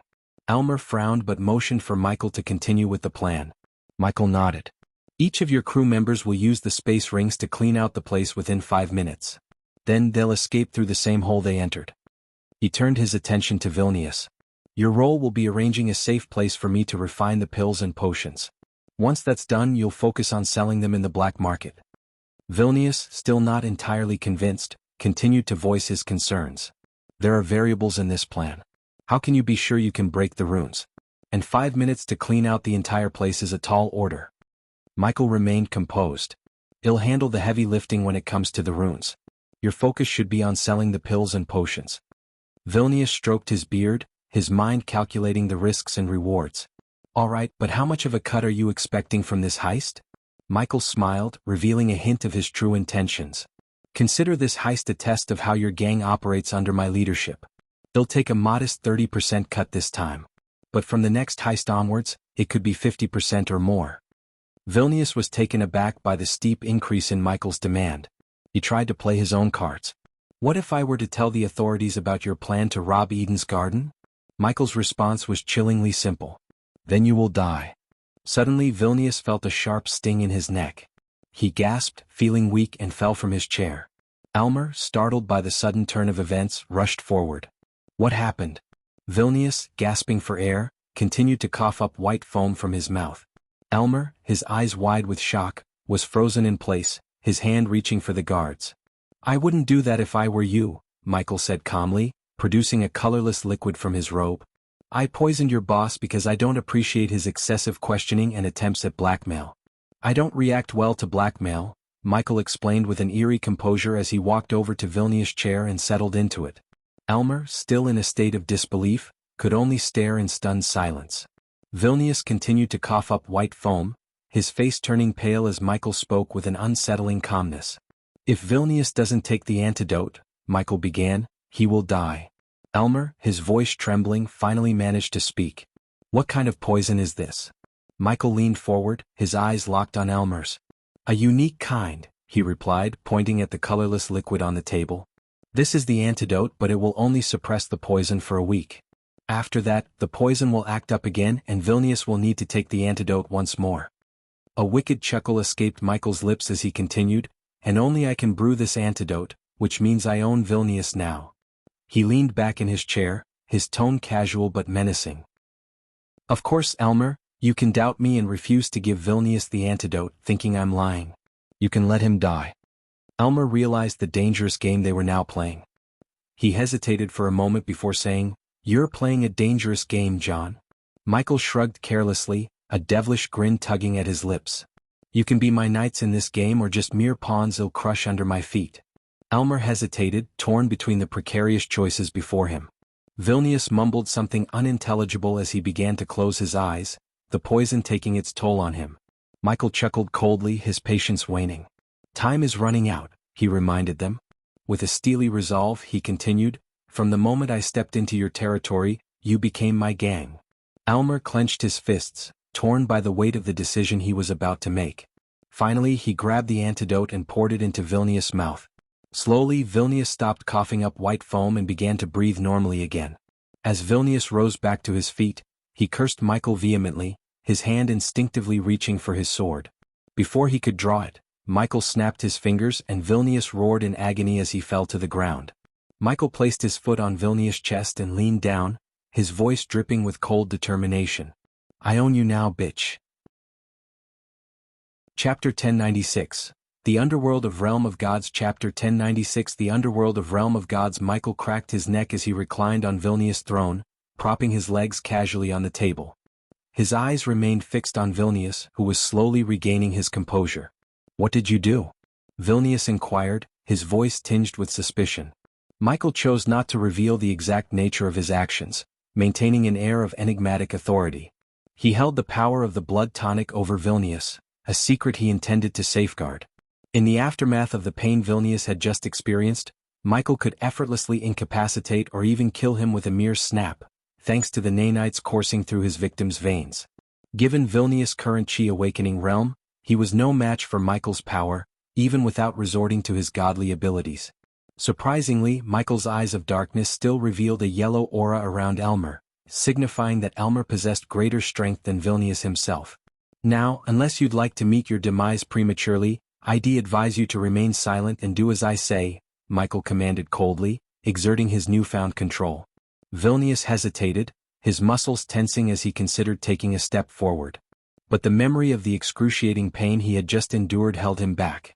In the eyes of the world beyond this room, you are still the leader of the Vilnius gang. However, both of you will answer to me, Michael asserted, reinforcing his dominance. Now sit, he growled, his voice carrying a menacing authority that sent shivers down the spines of Elmer and Vilnius. They reluctantly complied, settling into the chairs before him. Vilnius' clenched fists and bulging veins betrayed his frustration as he witnessed Michael sitting arrogantly in his throne, feet propped up on the table. Elmer, from this moment forward, you will be executing my orders in the field. And Vilnius, Michael turned his gaze to the fuming orc. You will be responsible for fencing and handling the sale of our ill-gotten gains in the black market, Michael declared, punctuating his command by placing his gleaming dark sword on the table, its ominous blade pointing directly at Vilnius. But should either of you entertain any thoughts about betray me, rest assured I can be exceedingly violent, Michael warned, causing the room's lights to flicker ominously. Now, Elmer, are you ready to accept your first order from your new boss? Michael inquired, his voice unwavering and firm. Elmer remained in a state of shock after the abrupt turn of events. 1 minute, Vilnius had been giving him orders with authority, and the next John had nearly killed Vilnius. Elmer had initially seen John as an asset to further his position within the Vilnius gang, but he never anticipated that John would ascend to the role of boss. I don't appreciate your lack of enthusiasm, Michael remarked, a veiled threat lacing his words. As the room's atmosphere seemed to chill, Elmer hastily responded. Yes, boss, Elmer affirmed, his voice tinged with compliance. I need you to procure the blueprint of the Eden's Garden, along with any and all information you can gather about the place, Michael ordered Elmer, his tone unwavering. The elf nodded and departed the room, leaving Michael alone with Vilnius. Once they were alone, Vilnius couldn't contain his frustration any longer. His voice carried a growl of warning. When those above me catch wind of this, you'll find yourself neck-deep in shit, human. Michael raised an eyebrow, curiosity piqued. Who's above you? He asked calmly. Vilnius couldn't help but let out a mocking chuckle. Did you think I was the top dog in the Vilnius gang? He sneered. We're just a cog in the giant machine that controls the entire underworld. Intrigued, Michael leaned forward. Tell me more, he urged. Vilnius, however, wasn't inclined to cooperate. Why would I? He retorted defiantly. With a sinister smile, Michael slowly raised his fingers and ominously added, with a snap of my fingers I can make you feel like you're in hell.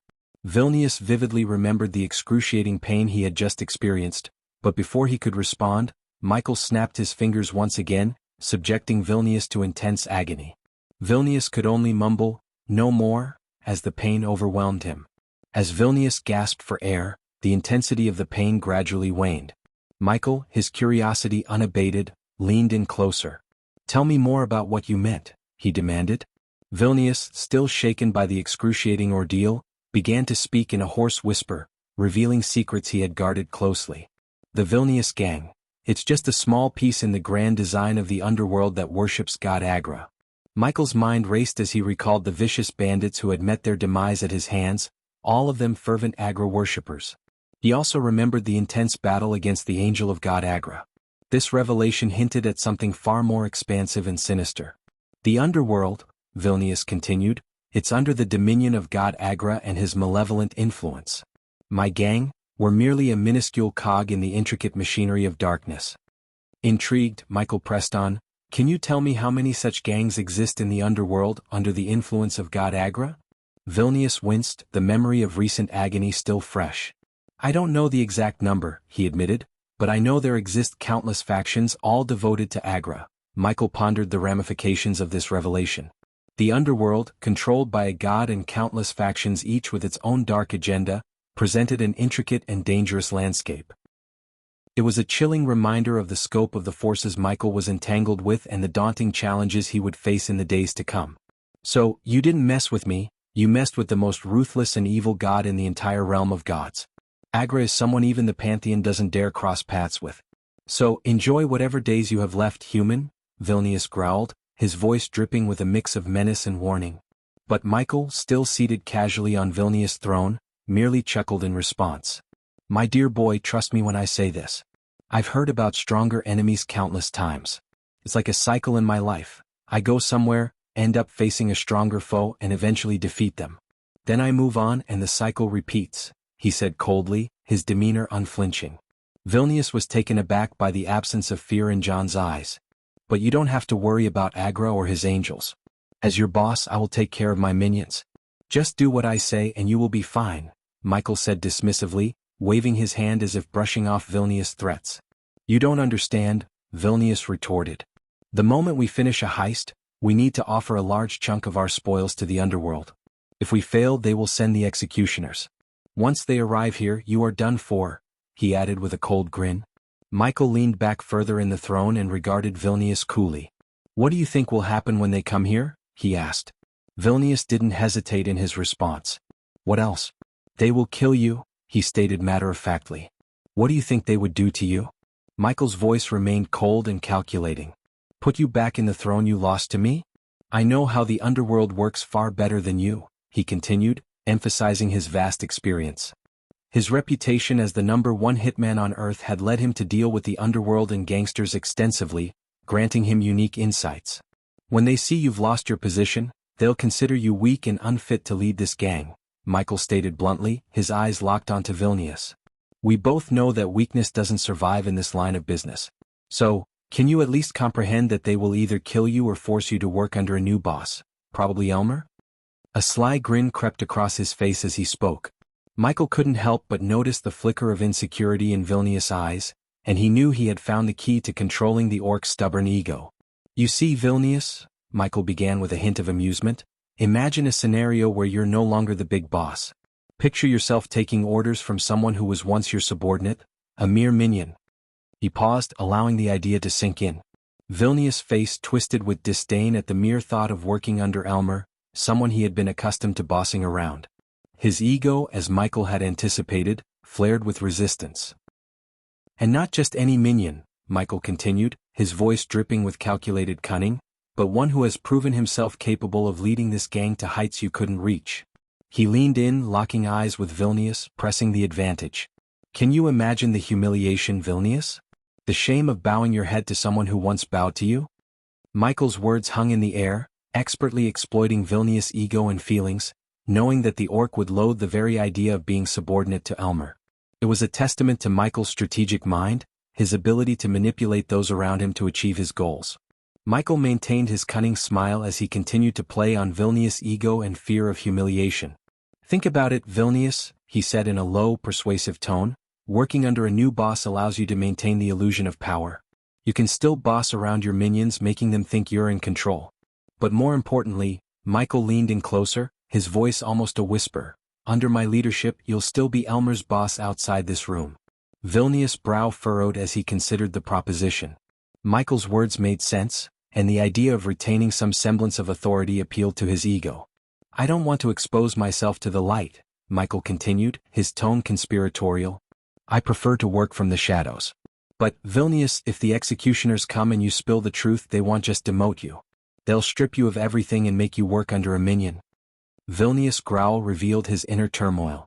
Michael had painted a vivid picture of the potential consequences of defiance. Vilnius growled, clearly torn between his ego and the practicality of the situation. It's not certain they would do that, he muttered, his stubbornness showing. Michael chuckled softly, a hint of menace in his smile.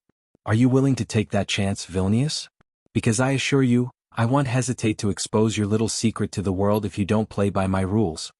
Michael's cunning manipulation had placed the orc in an impossible predicament, and it was clear that he had little choice but to comply with his new boss' wishes.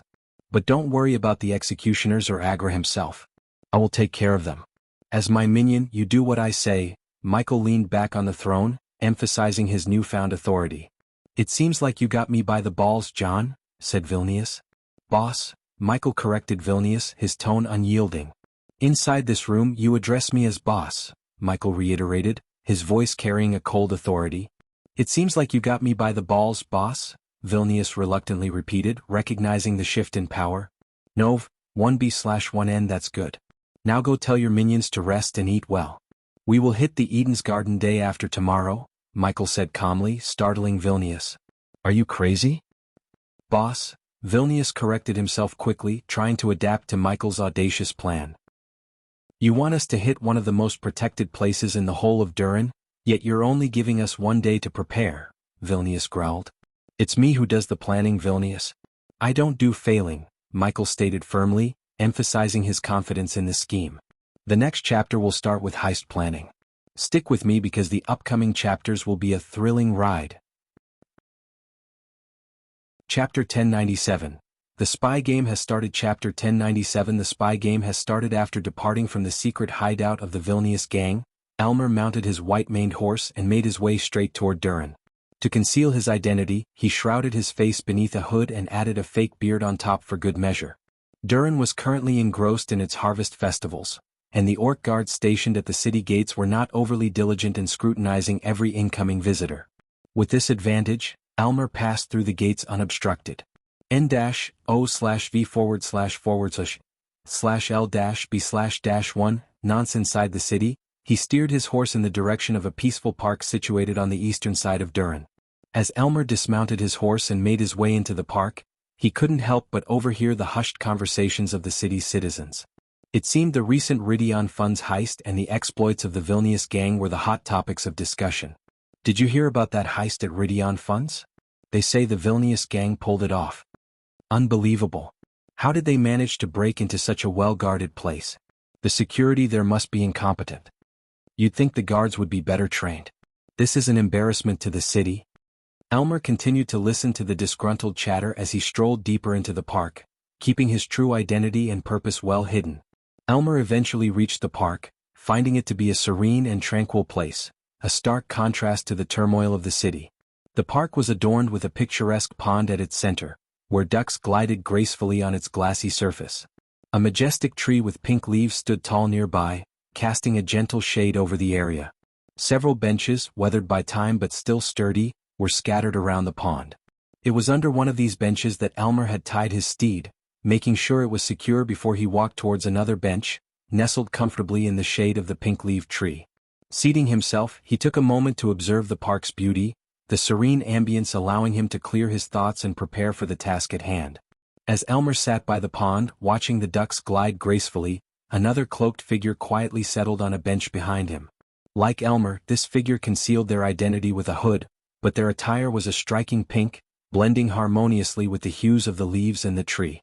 A commanding yet feminine voice broke the silence. "How is everything, Arenal?" the figure inquired. "Elders want to know more about the Ridion Funds heist." "It was supposed to be a failed operation," replied Elmer, his eyes still fixed on the tranquil pond.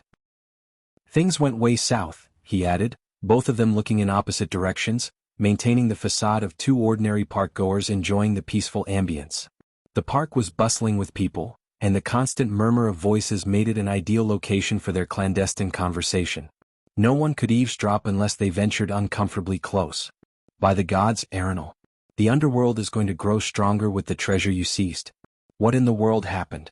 inquired the woman, her tone laced with concern. "Someone else interfered with my plans. I had to adapt and improvise, otherwise my cover would have been exposed," Elmer replied somberly. "Who?" questioned the woman, clearly alarmed. Elmer paused, building tension in the air before delivering his revelation. "The one who entered Ridion Funds to check on the hostages and proceeded to beat our agent," he disclosed. The woman leaned in, her curiosity piqued. "Do you have any information for me to work with, Arenal? The elders are becoming increasingly anxious, and they are on the verge of aborting this operation. His name is John, but I don't believe it's his real name. And you wouldn't believe what happened," Elmer remarked cryptically, leaving his companion eager for more. "What happened?" the woman demanded, her curiosity piqued. "He ventured into Vilnius gang territory, and that's just the tip of the iceberg. He poisoned Vilnius and made him his subordinate. Tell the elders from now on Vilnius will maintain the appearance of leadership to the outside world, but in reality he'll report to John," Elmer disclosed. The woman fell silent, digesting the unbelievable turn of events. "We need to gather more information about this John. What's his next move?" inquired the woman. Elmer dropped another bombshell. "He's planning to rob the Eden's Garden," he revealed. Hidden beneath her hood, the woman's eyes widened in astonishment. "What?" she exclaimed, her voice betraying the shock that coursed through her. "I've been tasked with getting the blueprint for the Eden's Garden," Elmer confirmed. "Eden's Garden. That's madness. No one has ever lived to tell the tale after attempting to rob that place. No one has ever succeeded. He's either a madman or someone we should approach with extreme caution," Thalindra contemplated. It's the latter. He's anything but a madman. I'm telling you, Thalindra, he's far more dangerous than Vilnius. Vilnius is just a puppet, but John is a mastermind. If I hadn't witnessed the things he's capable of, I would have said that robbing the Eden's Garden is impossible, Elmer emphasized. As Thalindra listened to the words of Elmer, one of Valander's top agents, she came to a sobering realization of the grave threat that John posed. So, do you believe he can actually pull off this heist? When is it scheduled to take place? Thalindra inquired, her voice tinged with curiosity. She was Elmer's handler and the intermediary between him and the higher-ups. I'm not sure, but I suspect it's going to happen very soon. What are your orders? Elmer inquired. Thalindra fell silent for a moment, contemplating their next move. Perhaps John is our key to capturing the Night Warden. If he successfully executes heists of this magnitude, the Night Warden is likely to take notice and might approach him. This could be our best opportunity in a long while, Thalindra proposed. So, you want me to assist John in robbing the Eden's Garden? Elmer asked, even though he was fairly certain of the answer. Yes. He'll use my contacts in the town hall to secure the blueprint for you. But you must stick close to John and gather every piece of information you can about him, Thalindra instructed. This is excellent, Arenal. With the information you've provided, I can convince the elders to continue our mission. Keep up the exceptional work you've been doing, Thalindra praised him, her excitement thinly veiled. If John successfully carries out this heist, notify me immediately using the emergency rune. Speaking of the heist, do you know how John plans to sell the alchemical goods in the black market? Thalindra inquired further. John is an alchemist, a proficient one at that. I witnessed him refine an energy-boosting pill in a matter of seconds. He's at least a 5-star alchemist, Elmer informed Thalindra. A 5-star alchemist? That certainly narrows down the possibilities. So, he plans to refine the alchemical goods into pills and potions for sale in the black market? That's quite clever. It would make it much harder for the Eden's Garden to trace the sellers, Thalindra commented. Even in Durin, there were countless transactions that took place within the dark underworld. Many of these transactions involved potions and pills. By selling refined products, rather than the raw ingredients, the risk of being traced back to Eden's Garden was significantly reduced. Despite Eden's Garden boasting some of the finest alchemists in the world, they wouldn't easily discern whether the ingredients used came from their own supply. If you could procure us a few samples of the pills and potions he refines, our alchemists might be able to discern his unique signatures and refinement skills. Additionally, we should alert our agents in the dark underworld to purchase these potions and pills. The last thing we need is those nefarious criminals in the dark world getting their hands on high-grade substances, said Thalindra. Elmer nodded, acknowledging the importance of this task. Any information on the Night Warden from your end? Elmer asked. The Night Warden was an infamous yet mysterious figure among the Agra worshippers, a prominent player in the underworld. No one had ever laid eyes on him, which made him nearly impossible to track down. According to Valander elves, the Night Warden was the third largest smuggler and celestial weapons dealer, responsible for countless deaths. Yet even in the clandestine world there were many who doubted his existence. I have some agents who claim the Night Warden might be selling weapons and scrolls to both Raynar and Kroner in their ongoing wars, said Thalindra.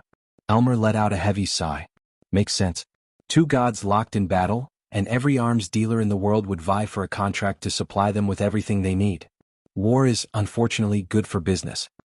Thalindra nodded somberly. And terrible for the people, she added, expressing a hint of pity for the refugees caught in the conflicts of Raynar and Kroner. We can't halt their wars.